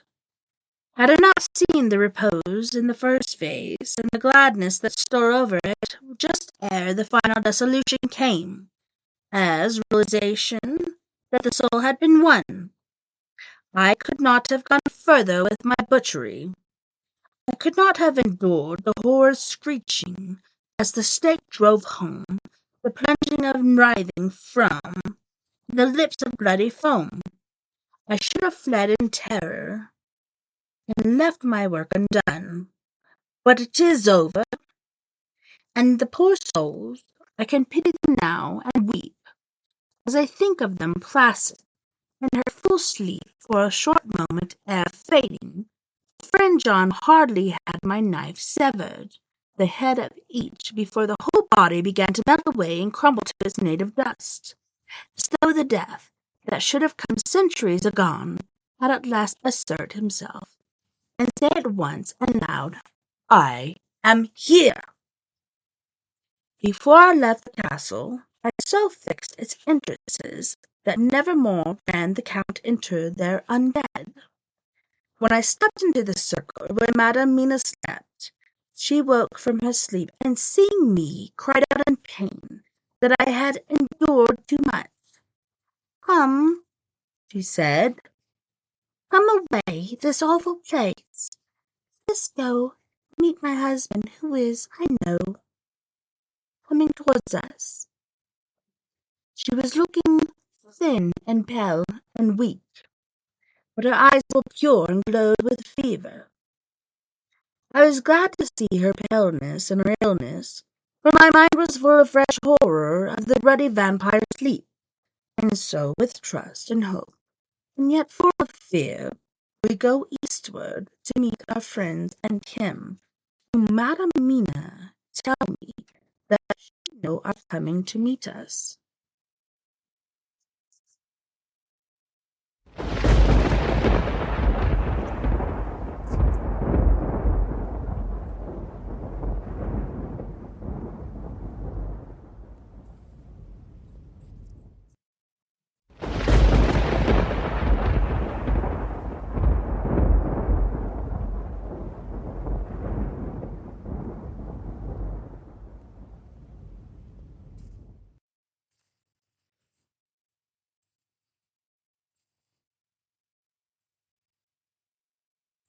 Mina Harker's Journal, 6 November. It was late in the afternoon when the professor and I took our way towards the east, whence I knew Jonathan was coming. We did not go fast, though the way was steeply downhill, for he had to take heavy rungs and wraps with us. We dared not face the possibility of being left without warmth in the cold of the snow. We had to take some of our provisions too, for we were in perfect desolation, and, so far as we could see through the snowfall, there was not even a sign of a habitation. When we had gone about a mile, I was tired with the heavy walking and sat down to rest. Then we looked back and saw where the clear line of Dracula's castle cut the sky. For we were deep under the chill whereon it was set that the angle of perspective of the Carpathian mountains was far below it. We saw it in all its grandeur, perched 1,000 feet on the summit of a sheer precipice, and with seemingly a great gap between it and the steep of the adjacent mountain on any side. There was something wild and uncanny about the place. We could hear the distant howling of wolves. They were far off, but the sound, even though coming muffled through the dreading snow, was full of terror. I knew from the way Dr. Van Helsing was searching about, he was trying to seek some strategic point, where we would be less exposed in case of attack. The rough roadway still led downwards. We could trace it through the drifted snow. In a little while the professor signaled to me, so I got up and joined him. He had found a wonderful spot, a sort of a natural hollow in a rock with an entrance like a doorway between the two boulders. He took me by the hand and drew me in. "See," he said, "here you will be sheltered, and if the wolves do come, I can meet them one by one." He brought in my furs and made a snug nest for me, and got out some provisions and forced them upon me. But I could not eat. To even try to do so was repulsive to me, and much as I would have liked to please him, I could not bring myself to attempt. He looked very sad, but did not reproach me. Taking his field glasses from the case, he stood on the top of the rock and began to search the horizon. Suddenly he called out, "Look, Madam Mina! Look, look!" I sprang up and stood beside him on the rock. He handed me his glasses and pointed. The snow was now falling more heavily and swirled about fiercely, for a high wind was beginning to blow. However, there were times when there were pauses between the snow flurries, and I could see a long way round. From the height where we were, it was possible to see a great distance, and far off, beyond the white waste of snow, I could see the river lying like a black ribbon in kinks and curls as it wound its way. Straight in front of us, and not far off, in fact so near that I wondered we had noticed before, came a group of mounted men hurrying along. In the midst of them was a cart, a long leech wagon, which swept from side to side like a dog's tail wagging, with each stern inequality of the road. Outlined against the snow as they were, I could see from the men's clothes that they were peasants or gypsies of some kind. On the cart was a great square chest. My heart leapt as I saw it, for I felt the end was coming. The evening was now drawing close, and I knew that the sunset, the thing which was still then imprisoned there, would take new freedom, and could in any of many forms elude all pursuit. In fear I turned to the professor. To my consternation, however, he was not there. An instant later I saw him below me. Round the rock he had drawn a circle, such as we had found shelter in last night.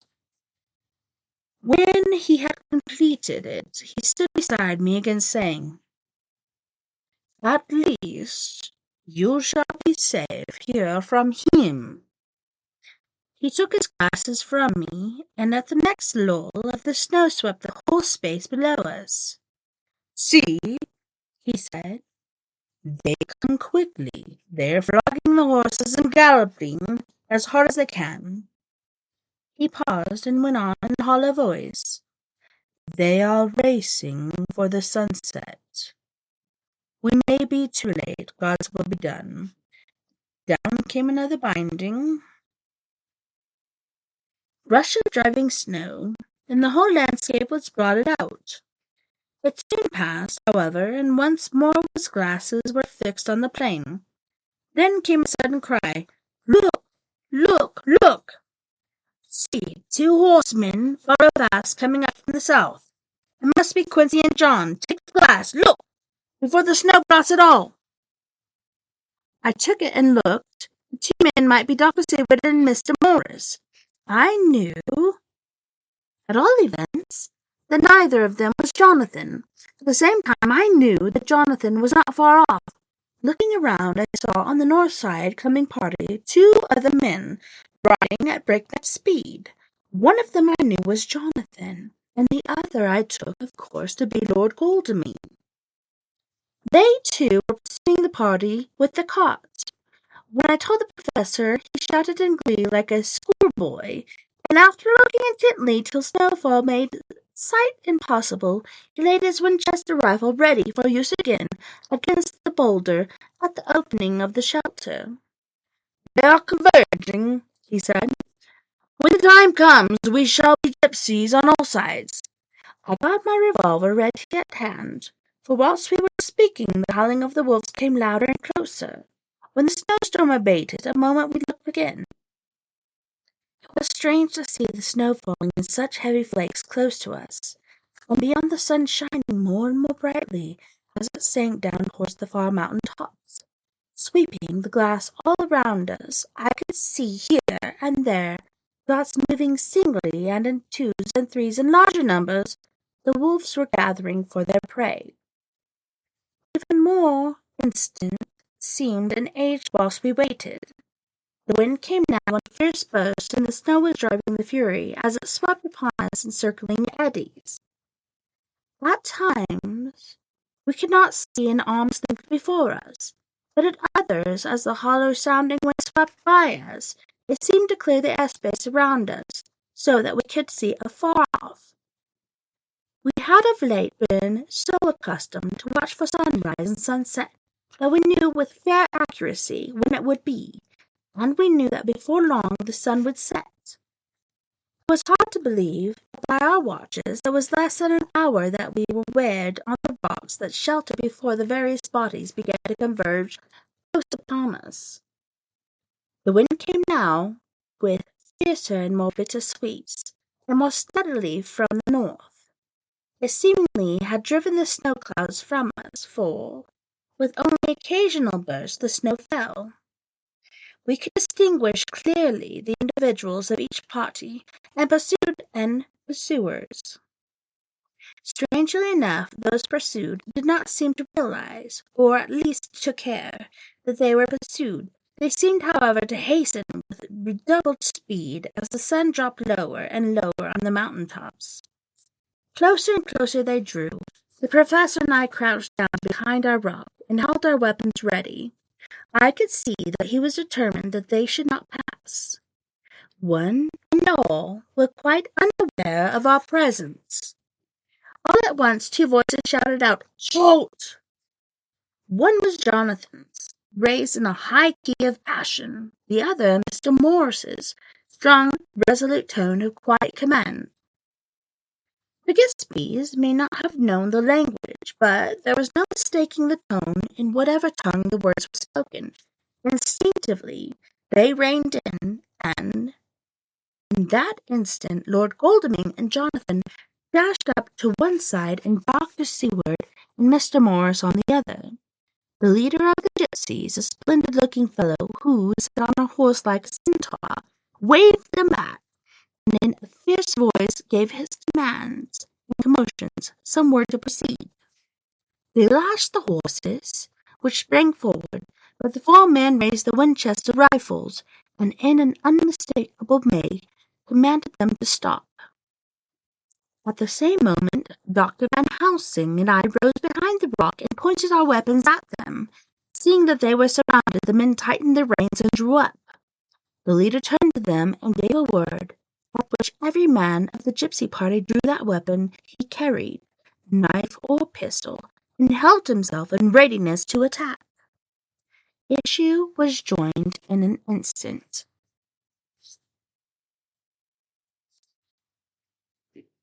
The leader, with a quick movement of his brain, threw his horse out in front and pointed first to the sun, now close down on the hilltops and then to the castle, said something which I did not understand. For answer, all 4 men, our party, threw themselves from their horses and dashed towards the cart. I should have felt terrible fear at seeing Jonathan in such danger, but that the ardor of the battle must have been upon me as well as the rest of them. I felt no fear, but only a wild, surging desire to do something.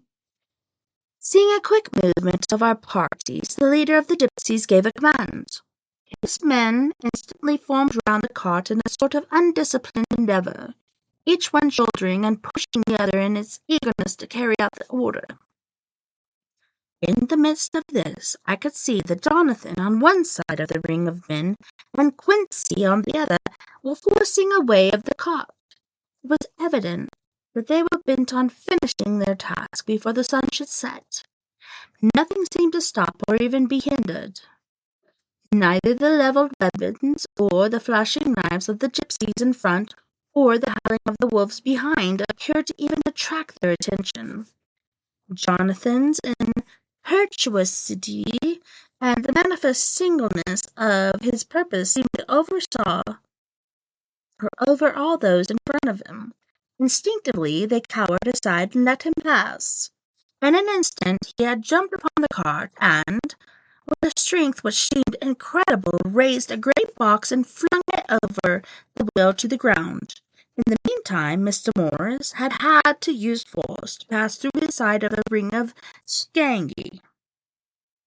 All the time I had been breathlessly watching Jonathan. I had, with the tail of my eye, seen him pressing desperately forward, and had seen the knives of the gypsies flash as he won a way through them, and they cut at him. He parried with his great bowie knife, and at first I thought that he too had come through in safety.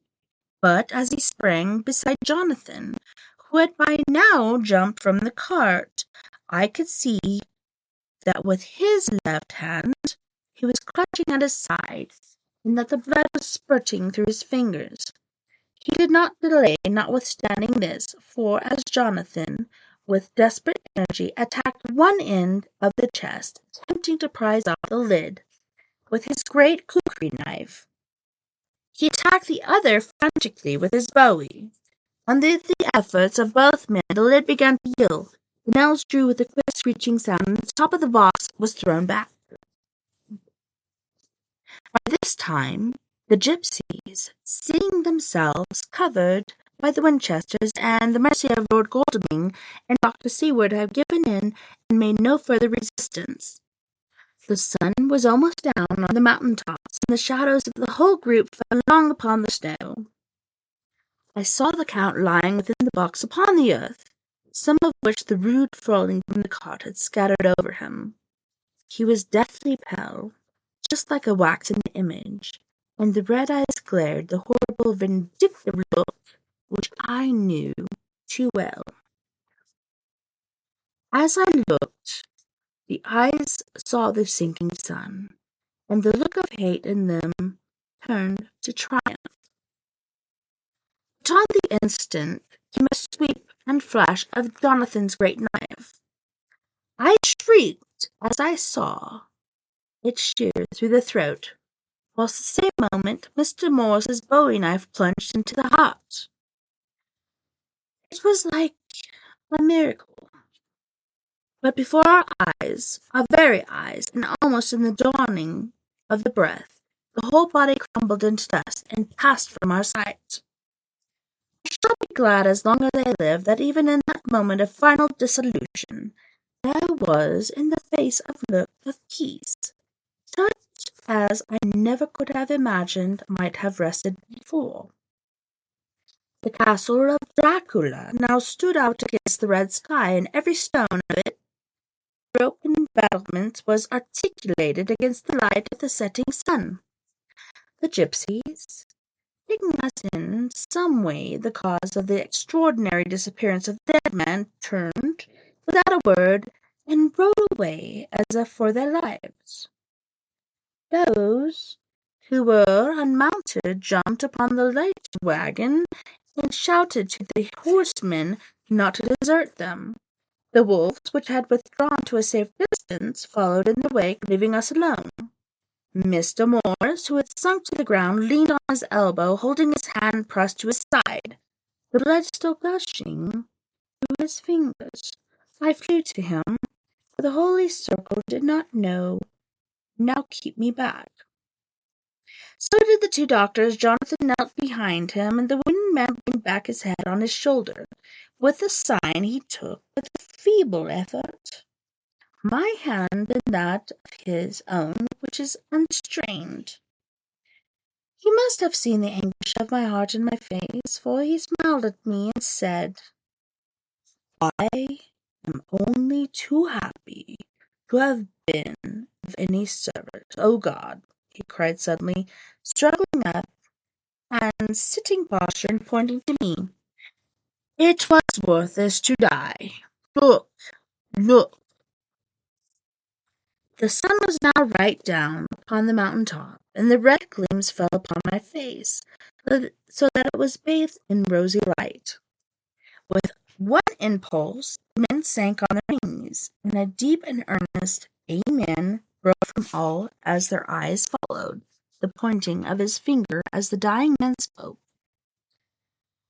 Now God be thanked that all has not been in vain. See, the snow is not more stainless than her forehead.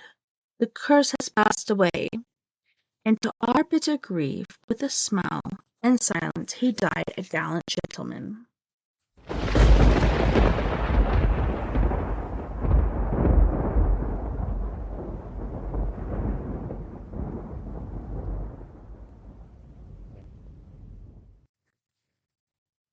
Note: 7 years ago, we all went through the flames, and the happiness of some of us since then is, we think, well worth the pain we endured. It is an added joy that Mina and me, that our boy's birthday is the same day as that on Quincy Morris died. His mother holds, I know, the secret belief that some of our brave friend's spirit has passed into him. His bundle of names links all our little band of men together, but we call him Quincy. In the summer of this year, we made a journey to Transylvania, and went over the old ground, which was, and is, to us, full of vivid and terrible memories. It was almost impossible to believe that the things which we had seen with our own eyes and heard with our own ears were living truths. Every trace of all that had been was blotted out. The castle stood as before, reared high above a waste of desolation. When we go home, we got to talking of the old time, which we could all look back on without despair, for Goldeming and Seward are both happily married. I took the papers from the safe, where they have been ever since our return so long ago. We were struck with the fact that in all the mass of material of which the record is composed, there is hardly one authentic document. Nothing but a mass of typewriting, except the latter notes of Mina and Seward and myself, and Van Helsing's memoranda. We could hardly ask anyone, even did we wish to accept these as proofs of so wild a story. Van Helsing summed it all up, as he said, with our boy on his knee. We want no proofs. We ask none to believe us. This boy will some day know what a brave and gallant woman his mother is. Already he knows her sweetness and loving care. Later on he will understand how some men so loved her that they did dare make for her sake. Jonathan Harker. The end. Guess what, guys? Ding! I wish I had a bell, but yeah, let's use the dog instead. We made it to Frankenstein, and we ended that series. But on that note, we are going to our second music break. On this break, we have Mr. Roy Washington, who is our musical host. Hold on 1 second. 4, 5. Yep. So he's going to be singing Subliminal. Then we have Prime Example, which Roy Washington is a musical guest on. Like, he is a part of that band with Dancing Machine. I actually think I'm going to play that first. Dancing Machine, Roy Washington. Then we got Griff with Zoo, Chica with Baby, and then Griff again with Best Life. You guys don't go anywhere. We'll be right back after this music break.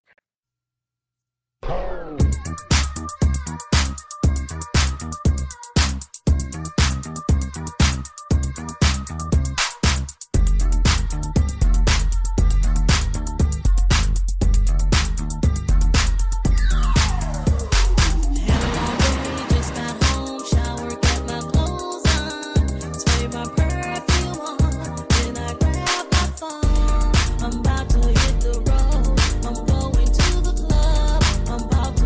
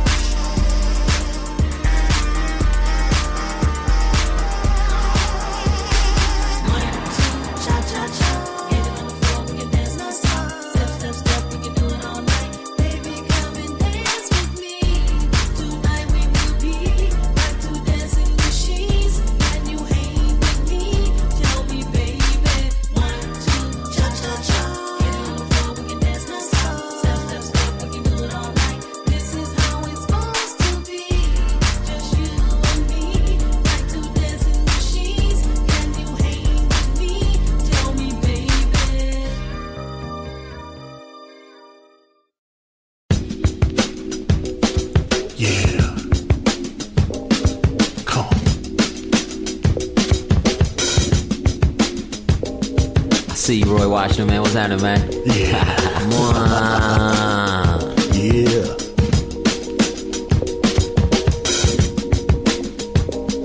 They never say it in words, but in deeds wars declared. Justice is gone and the sight's none is spared. Especially the kingdom encased in melanin. But these suckers are weak, kings and queens will ride again. Come on. Slackers with badges, the white sheets and the maggots. Watch them fall as I tag them because I'm better than average. A sharpshooter with words with my eye to the scope. Can they escape when I've donned the black cape? Is hell no. I'm a ninja for right, who can vanish from sight. Pick you off in the night, but still the Lord is my light. Perceiving all you see, the truth behind the scenes instead of jumping bandwagons, the light says believe in me. Cause you're a puppet, no doubt. 45th turned you out. Though I saw your lips moving, no sound came out. So I was sent from the heavenlies, born so you could find me. Swam the seeming stream, took flight during the 90s. Landed in grace, wrote a verse of hip hop. Got with Jay and found the taste was smooth as butterscotch. We had hood love and money. Problems, they be on me, but we stayed in the flow. It had juice like Manolo. They can try to oppress, you can try to impress. I'm just after success, none less, none less. You can look in my eyes, you can feel in my vibes. Clean down inside and it's so sentimental. I got God on my side, I ain't worried about none. If it ain't about money, then it ain't about none. Laughing at my enemies, I know they see me coming. If it ain't subliminal, they can't even see me. Politics and violent shit, I'm here to raise the consciousness. For every face and race up in this nation trapped in poverty. Diamond in the rough, need to cut, shape it and polish it. Bad thoughts cripple life, we can be an optimist. We can be an optimist, reconstruct apocalypse. Broke people always hating, mix me with that gossiping. Rose up in the concrete, rain and sun, I'm blossoming. My people need to be like kind of Velcro, then we conquer it. They can try to oppress, you can try to impress. I'm just after success, none less. You can look in my eyes, you can feel in my vibes. Clean down inside and it's so sentimental. I got God on my side, I ain't worried about none. If it ain't about money, then it ain't about none. Laughing at my enemies, I know they see me coming. If it ain't subliminal, they can't even see me coming. The 45th is a joke, and he's weak in disgust. He plans to divide, but there's no stopping us. If we have to fight, go toe to toe for our lives, we prevail and got sight, cause only light I recite. I blow my lyrics like a shotgun, camouflaged inside the tracks. Now watch the suckers run. I'm moving fast enough, heads up, now here I come. I designed 50 ways to make this murder fun. I spit the lyrical rain that coat the concrete, that give life and take form. Arise and walk the street. Am I the greatest to spit? Feel the spray and we'll see. Let it dry, all the lies and the truth will point to me. Even when surrounded by a million MCs, I'm the one under the sun who's the greatest of these. I got the Holy Ghost juking and tapping while I'm rapping. Sticking and moving like Roy Jones, I'll make it happen. Even animals move when the novelist is rocking. My doggy started barking, his ears just a-flopping. Subliminally, I penetrate camps like an enemy. Flicking the lights, cancel sight, cause you're not seeing me. They can try to oppress, you can try to impress. I'm just after success, none less. You can look in my eyes, you can feel in my vibes. Live a king down inside. And it's so sentimental. I got God on my side, I ain't worried about none. If it ain't about money, then it ain't about none. Laughing at my enemies, I know they see me coming. If it ain't subliminal, they can't even see me coming.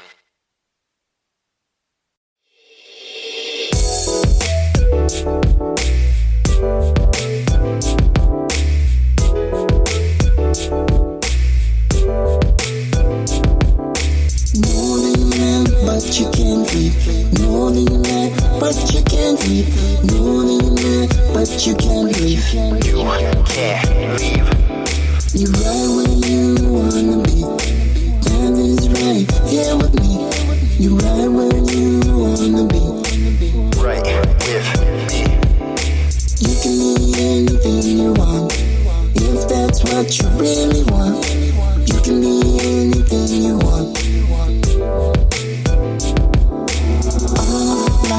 Want to do right now is leave you soon. All I wanna do. All I want to do right now is leave you soon. For good, I'm wasting time. Not trying to lose my mind. Know that I am wasting time. Not trying to lose my mind. If you want, get left behind. In this rat race, go back to my place where I know it's safe. lock myself in my room. Won't watch the news, cause it is so confused. What can I do if I lose you? All I want to do right now is leave this room. All I wanna do. All I want to do right now is leave this room for good. Okay. She was a loompa loompa, now her body super duper. Getting a lot of attention she was never used to. Hitting me up like I was Uber. Got a few miles, so I guess she's a cougar. Real winner, never seen her with a loser. Gorilla talk, ooga booga booga. Scuba, tuba, diver, I'm a rider. Getting cider, sweet like cider.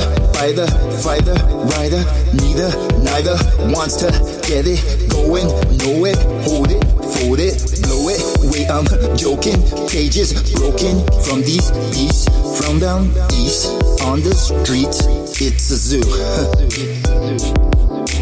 All I want to do right now is leave this room. All I wanna do. All I want to do right now is leave this room for good.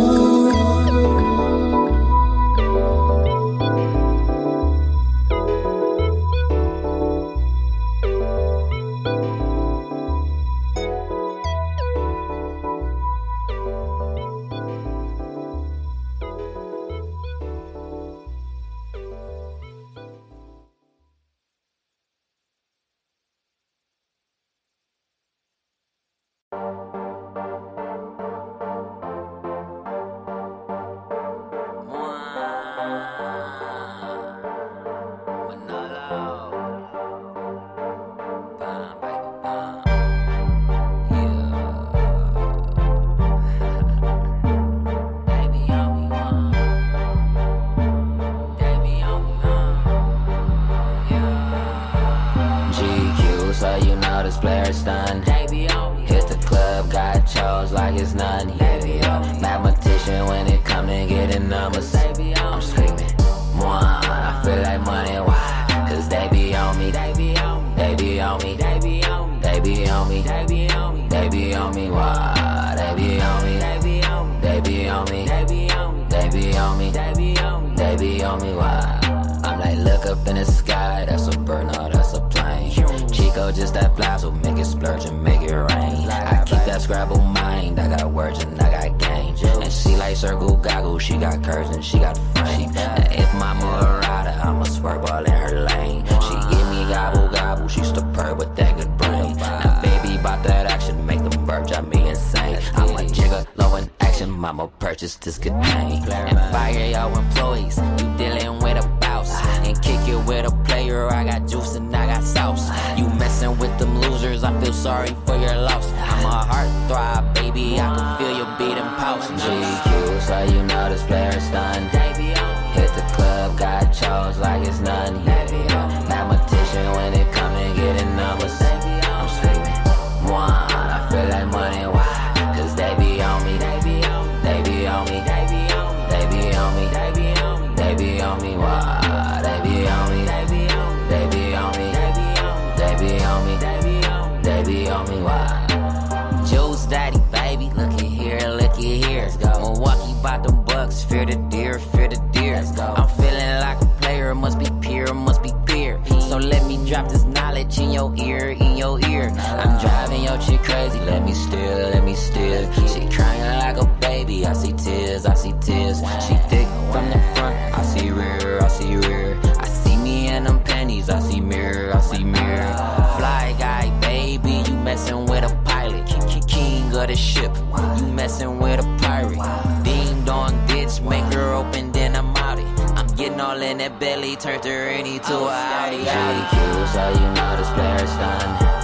Hit the club, luck I chose like it's nothing. Mathematician when it come to getting numbers. I'm screaming, one, I feel like money, why? Cause they be on me, they be on me, they be on me, they be on me, why? They be on me, they be on me, they be on me, they be on me, why?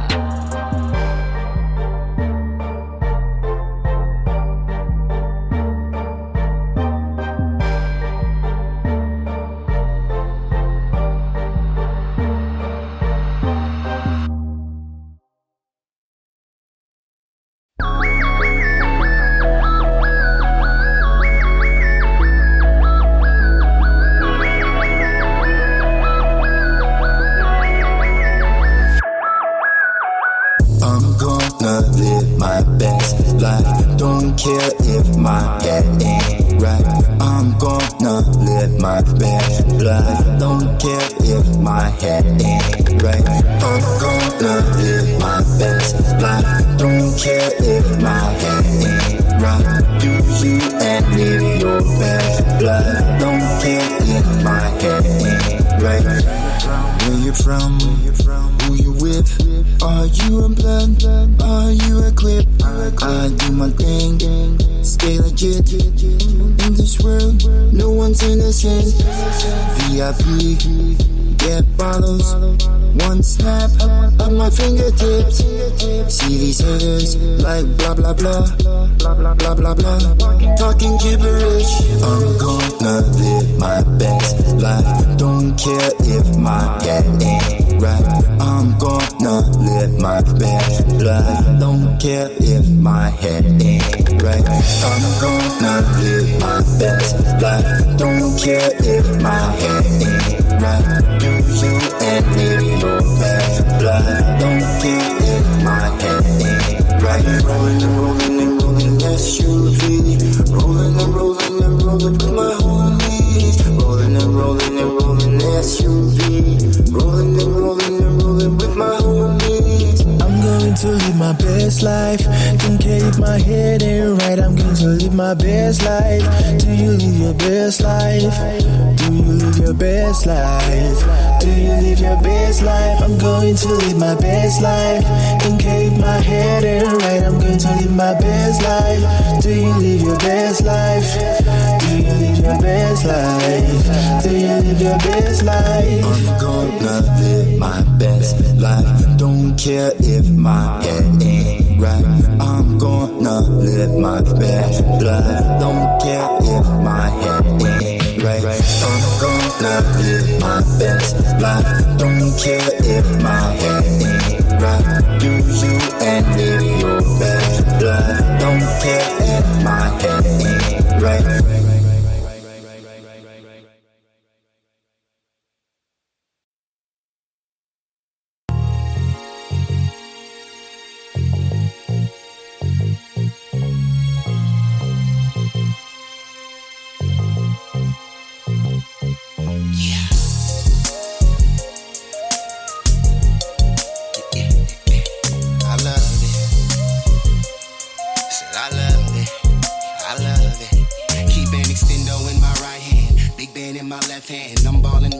It's back to back like I was Stefan. Better yet, I'm Dale Jackson, so don't treat me like the next man. And I'm kind of a real big deal, so don't be out here second guessing. Anyway, I make my pay and live this California lifestyle. Sunshine, loud packs, and chicks that love to get wild.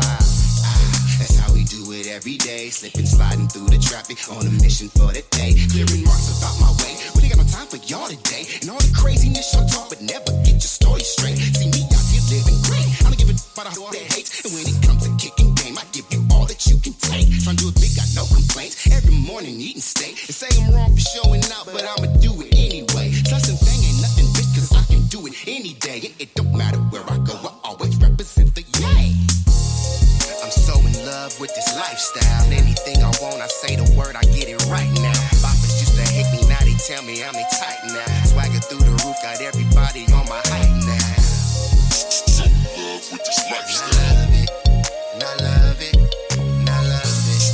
So in love with this lifestyle. Anything I want, I say the word, I get it right now. See me, I'm out here getting it and loving how I live. Best believe if I do something, I'm a stupid do it big. And ask me what I stand for. Stacking while I'm macking, trying to earn myself a couple Lambos. Yeah, you know them toys for them big boys. Emperor of sorts and all you other players decoys. Meaning you're not the real deal. Keep an appetite for dollars that I never miss a meal. All you suckers need to chill. I'm just trying to stack a meal and pull the baddest bras around and love shorty sex appeal. Little bit of Netflix, then we chill. Lose them clothes, keep on them heels. Working like a 9 to 5 and go right back to chasing skrill.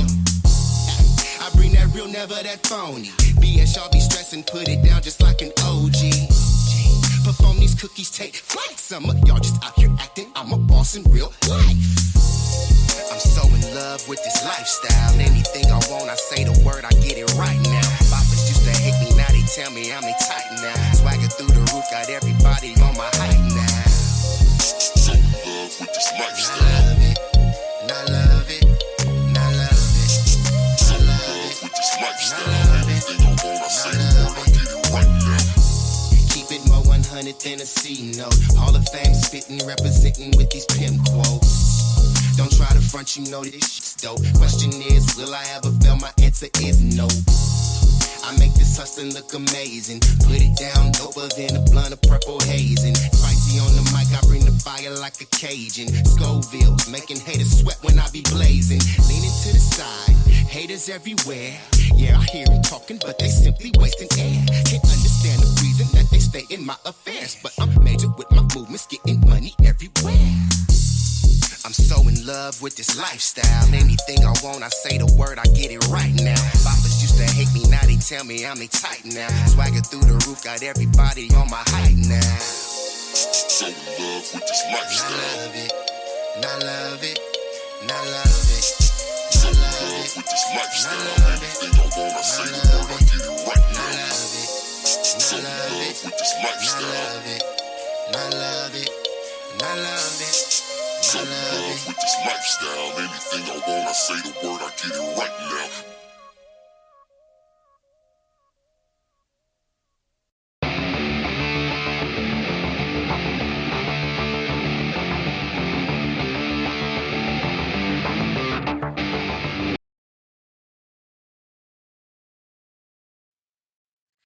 Welcome back, and thank you so much for joining me, TessaTNT, on Storytime tonight. Woot woot! We just finished Bram Stoker's Dracula. Yeah. So next we got in the storyline is Frankenstein, which is a much shorter novel, and then after that we have Dr. Jekyll and Mr. Hyde. Yes, we finally got through Bram Stoker's Dracula. I'm so freaking happy about that. I'm so excited. Yay, we did it. Again, we're going to go next to Reddit Ghost Stories, but I do have to remind my Wapham listeners, my new listeners, my friends, my fiends, my family, my phantoms, gals, guys, ghouls, whoever is listening right now at this point, please vote for me, Tessa Thomas Peterson, aka TessaTNT, because my initials are TNT, so that's why I go by that name. Not that I think I'm, highfalutin shit, but yeah, if the shoe fits, you gotta wear it, right? And that's me, TessaTNT.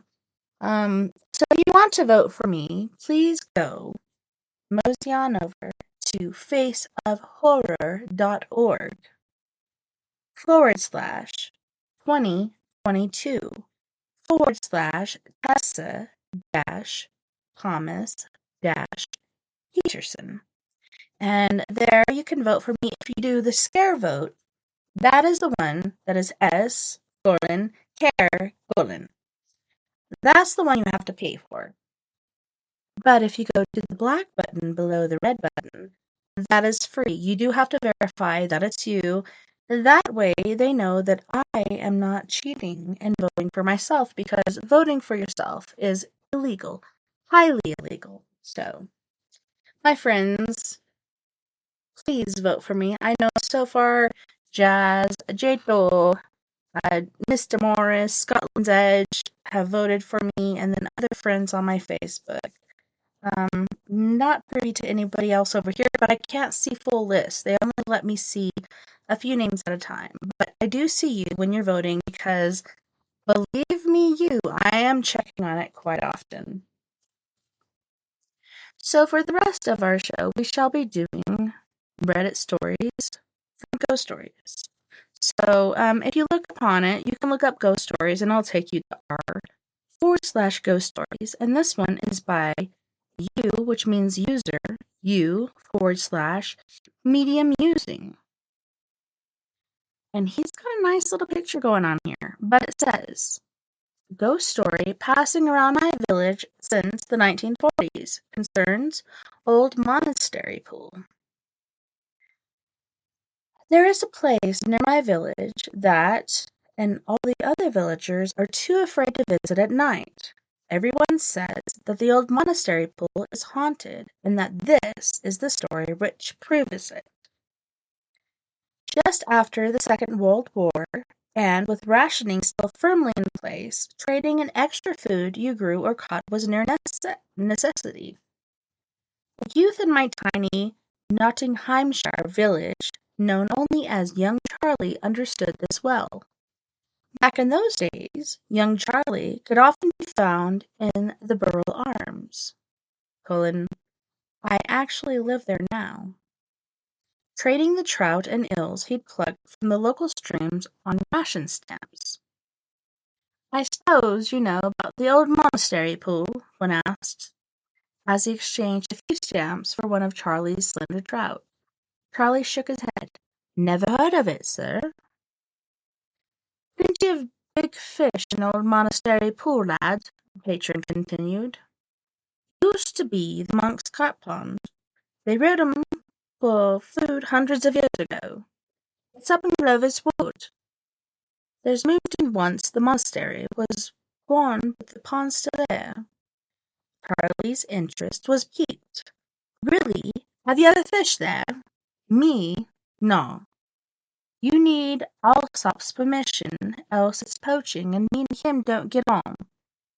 Mr. Alsop was a local landowner, Charlie knew, but whilst Mr. Alsop apparently had grievance with this man, Charlie had never got on wrong with him at all.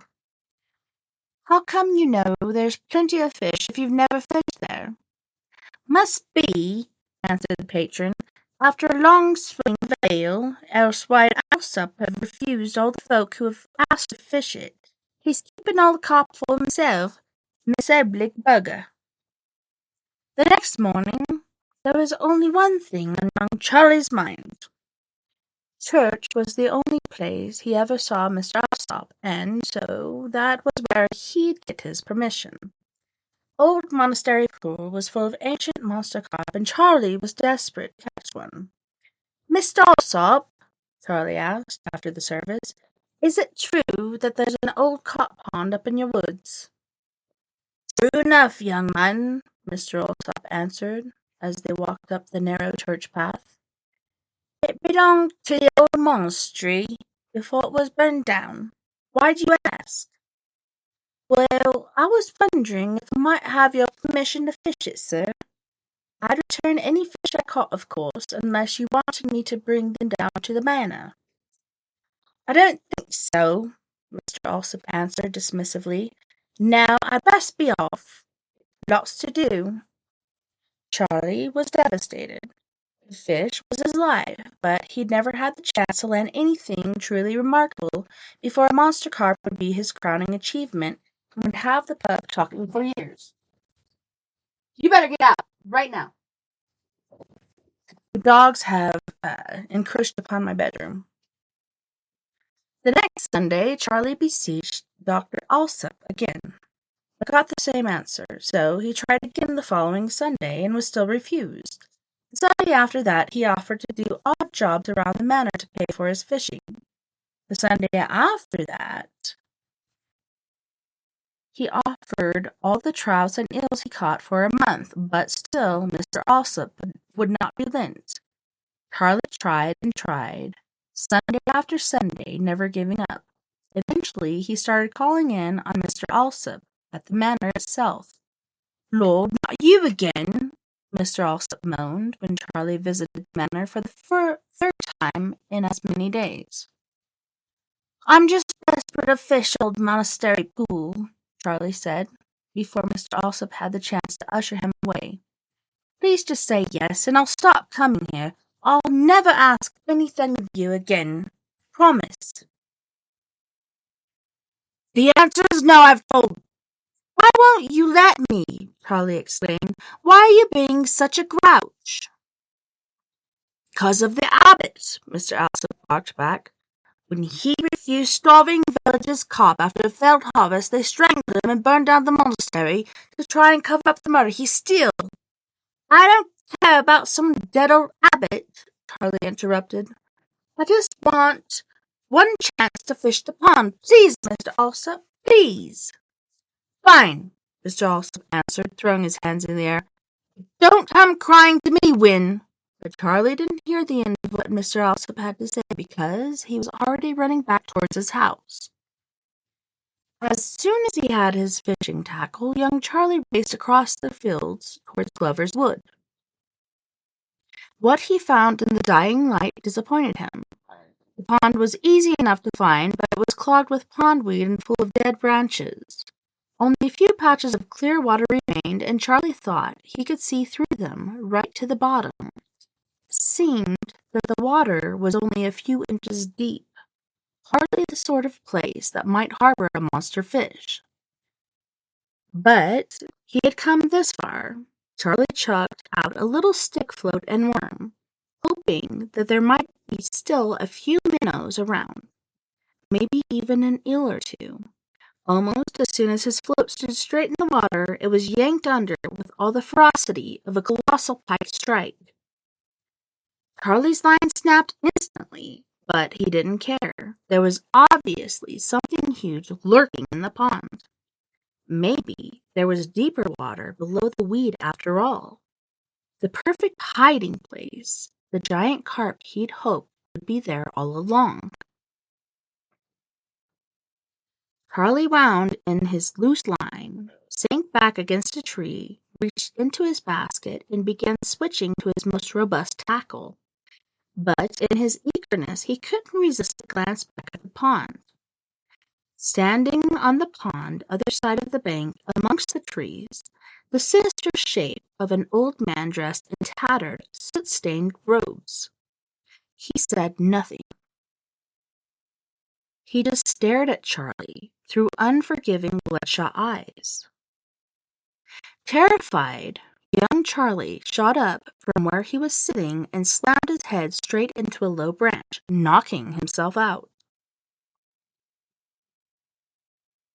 Night engulfed young Charlie when he came around. He remembered where he was, what had happened, and his heart racing, sat straight to squint through the gloom. No sign of any old man, but, to his horror, the fishing tackle by his side was smashed to pieces. Young Charlie stood and ran without retrieving so much as a broken float. The above is a story that is endlessly passed around campfires where I grew up. Most of my local ponds are inhabited by mirror carp, and, apparently, they're all descended from carp the monks used to rear in their monastery pond hundreds of years ago. According to local legend, the monastery was burned down when a cruel abbot refused fish to starving villagers after a failed harvest. In doing so, the abbot brought death and a terrible curse upon himself. Now he's doomed to patrol Old Monastery Pool day and night, making sure no villagers try to take his precious fish. This picture is of the Burrell Arms back in his heyday. Last orders was 1952, as well as me with a local monastery descendant, Mirror Carp. I have visited Old Monastery Pool in the daytime, and I can report that it was weedy, murky, and surrounded by twisted trees and thorny undergrowth. It is certainly an eerie, unsettling place. I don't mind admitting that I was too creeped out by the pool to stay for very long.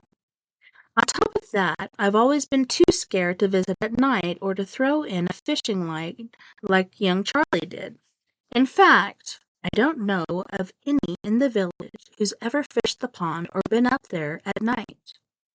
However, with the cautionary tales and all the whispers of curses and ghostly abbots, I still can't help but wonder what might happen if I did.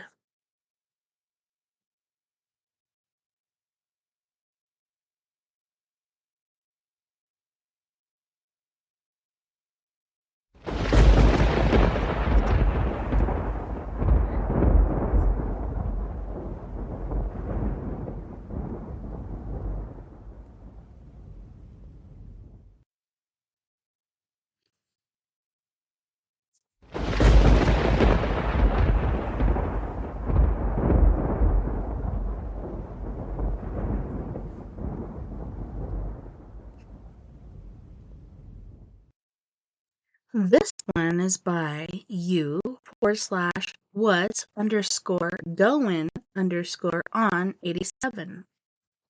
Sleep app recorded steps, clicking, clapping, and more communicating for 6 to 8 hours.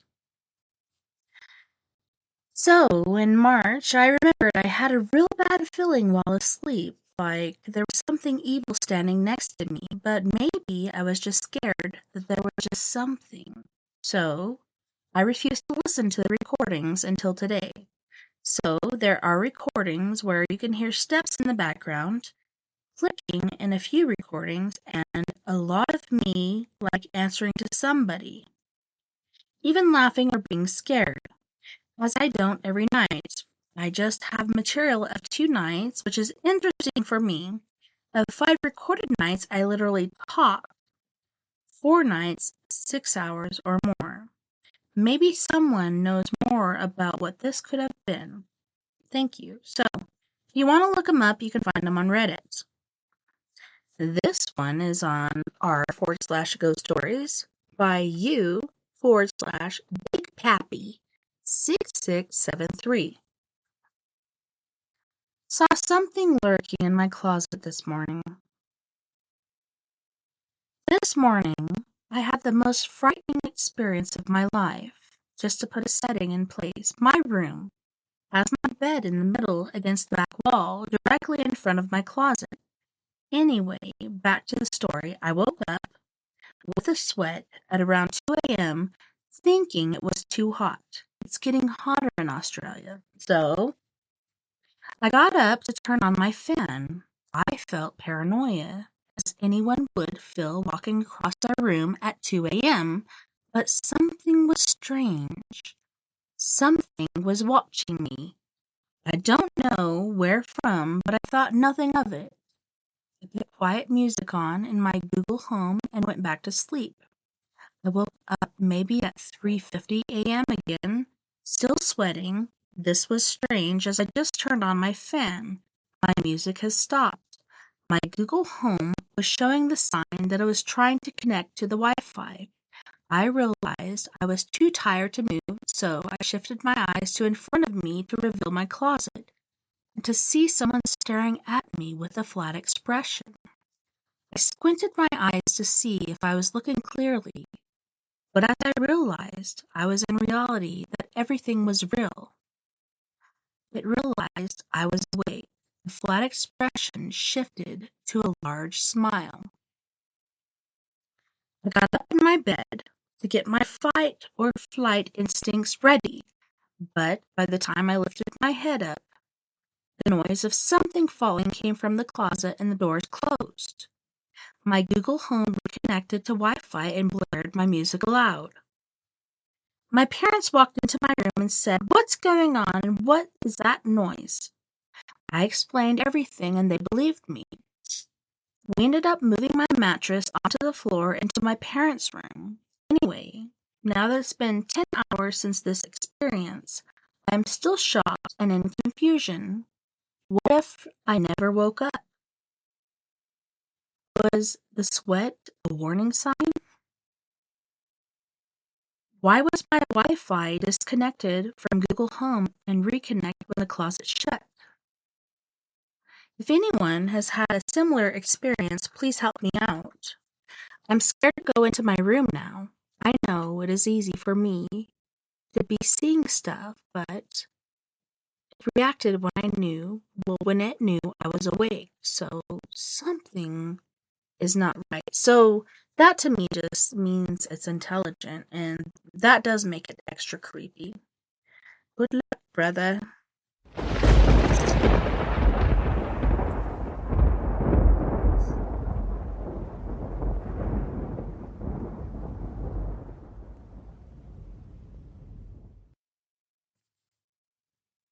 This one is by u/massive_voice 6736.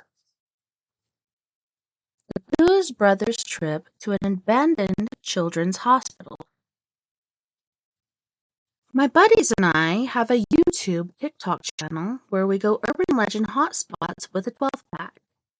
We do it about every week, and this week we got a lead from my college ethics teacher on a potential ghost town and abandoned hospital in the woods of West Point, Kentucky. It's about a 45-minute drive from Louisville. Our lead was from a website that I had found with photos and exact coordinates of where it is on a road out in the middle of nowhere. However, we quickly realized how sketchy the situation was once we got closer. We were nervous. The road we had chosen to try and find, it was basically on Fort Knox property, and every turn we took was either graded off by Fort Knox or closed with a sign saying surveilled by the military. We eventually made it to a location called Bridges of the Past. It was foggy as hell, and you could walk under the bridges. But it was in a canopy of trees that made it look like something out of Hollywood. We were hearing all sorts of unexplained noises, plus there was a train trestle that passed the train overhead, so the screeching of the tracks was adding another layer to the already overwhelming sound. Keep in mind, the two of us were by ourselves with no weapons of self-defense, basically lost, and we were overwhelmed by the amount of noises by the bridges. Plus, we were trying to find a hidden driveway to a location where hundreds of children could still be buried. So we were rightfully in our heads a little. As more time passed, the sketchy feeling wasn't, and we are used to being sketched out. But something felt unsafe. We decided it would be safer to scope out the long way around the sunset the next day and try to find the hospital without looking over our shoulder for Fort Knox soldiers. Makes you wonder if anything has happened to anyone trying to find the hospital with the military in the way. Wonder if they made it. Well, I wonder, there's all kinds of sketchy shenanigans going on out there.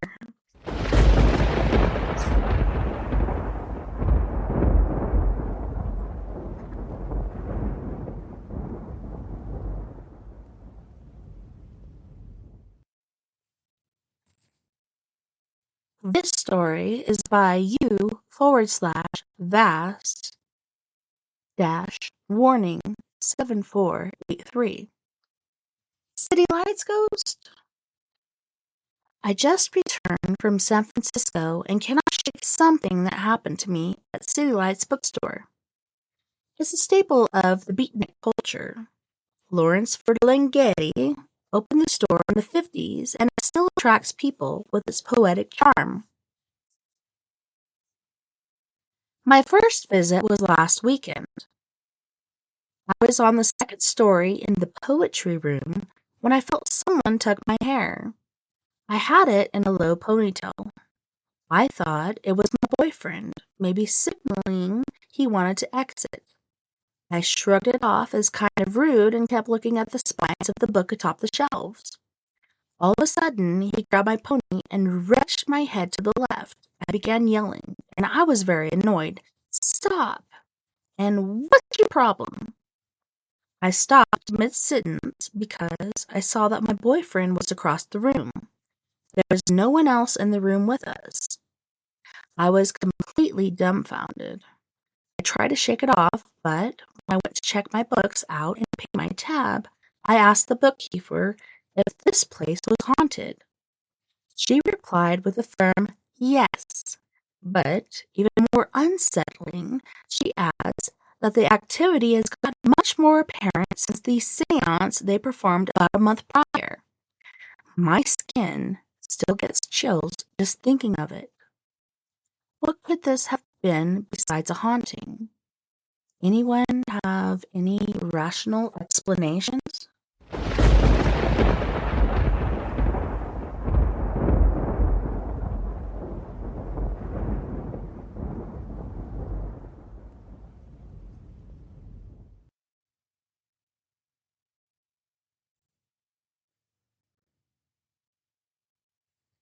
This one is by you /Rosie, capital XOXO89. Coincidence? Luck? Or did my grandma really save my life? Literally. I never told anyone. I don't want to sound crazy, but I don't know what to think. Is this coincidence? Luck, or did Grandma save me? What would you think? Weird dream about Grandma. 3 years ago, I was about to take my car to the same gas station because it's the closest one. I usually take it in the early afternoon, but I was a bit sick that day and took paracetamol. For some reason, the day felt strange. The pills made me drowsy, and I fell asleep. I had a brief dream about my late paternal grandma. She died long ago when I was 5 years old. She kept telling me not to go to that gas station. Don't go there. Don't go there. I kept asking why, but she just replied, "Trust me. Don't go there. I know what I'm talking about. Don't go there. Take the car elsewhere." I woke up from that weird dream, got dressed, and took my car elsewhere further. After I got home, I found out there was an explosion at that gas station I avoided going. 2 were killed, 3 were seriously injured, and 4 vehicles were destroyed. Needless to say, I was speechless. I could have been dead or badly injured had I gone there.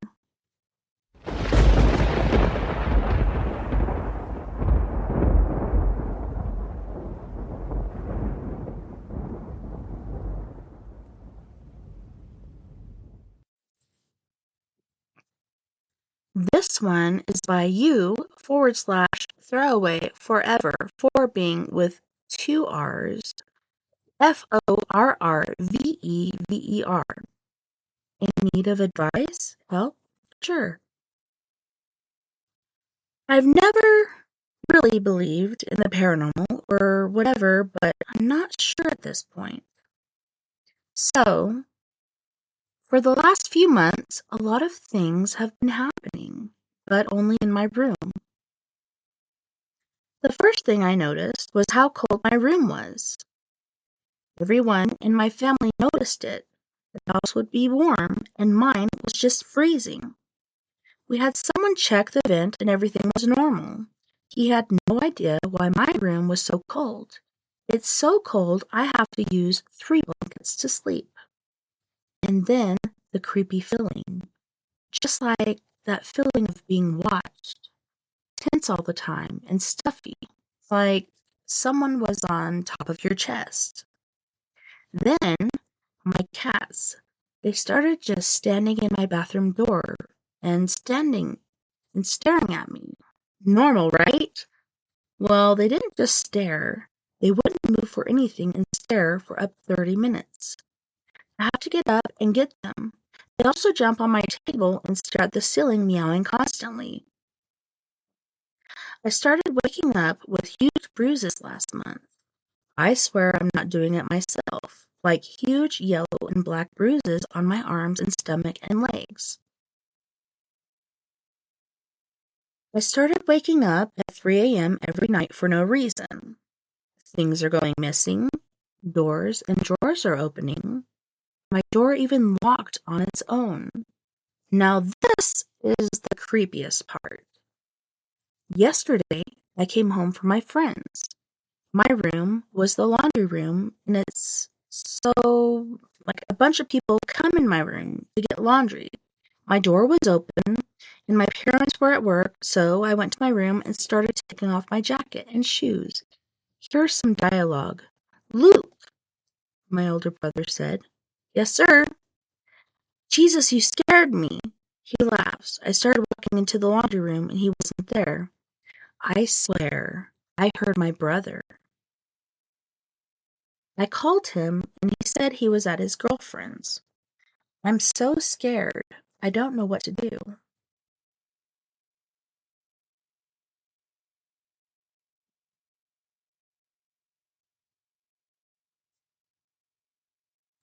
This one is by you/Alice Randall 441. Mysterious creature update. I think it's a demon. Hello, everyone. My name is Alice. I posted on here yesterday about the mysterious entity/creature that lives in the house I just moved into. You can look at my last post for context. For those of you that were respectful, thanks for the advice. I got some comments and messages that told me to leave it candy or liquor as an offering and see what happens. I took some of your advice last night and left out some candy and liquor as an offering, and that seemed to go over really well. I had the most incredible encounter with this thing today, and it showed me just how strong it is. Honestly, it was one of the most amazing paranormal experiences I've had, and for someone who's had abilities since I was a child, that's saying something. Now, I know some of you people won't believe me, and that's perfectly fine. All I ask is that you be nice. For those of you who I know that do believe, I had to share this update with you, so here we go. Last night, after reading some of your comments and messages, I went to the store and bought some candy to leave as offerings, as I was curious what would happen. I bought a pack of black licorice, 2 big lollipops, and a pack of Reese's Cups. I left that and a shot of whiskey on the kitchen table before I went to bed and called out to the entity saying that a gift had been left for it in the kitchen on the table. Then I went to bed. About 2:30 or so in the morning, I heard what sounded like footsteps walking into my room, and I was scared at first because I'm a woman who lives alone, but then I heard a female voice say, "Wake up." I rolled over and sat up and saw the entity/creature standing there at the foot of my bed. It looked like it was extremely happy, as it had a huge smile on its face. I asked if it liked my gift, and it shook its head yes. Then I asked if it was human, and it shook its head no. I asked if it was an angel, and it laughed and said, "Try again." After that, I smiled and waved. It waved at me, then disappeared. When I got up this morning, the candy I'd left out was gone, and so was the whiskey. All that was left was the empty shot glass. Let me know what you guys think about this.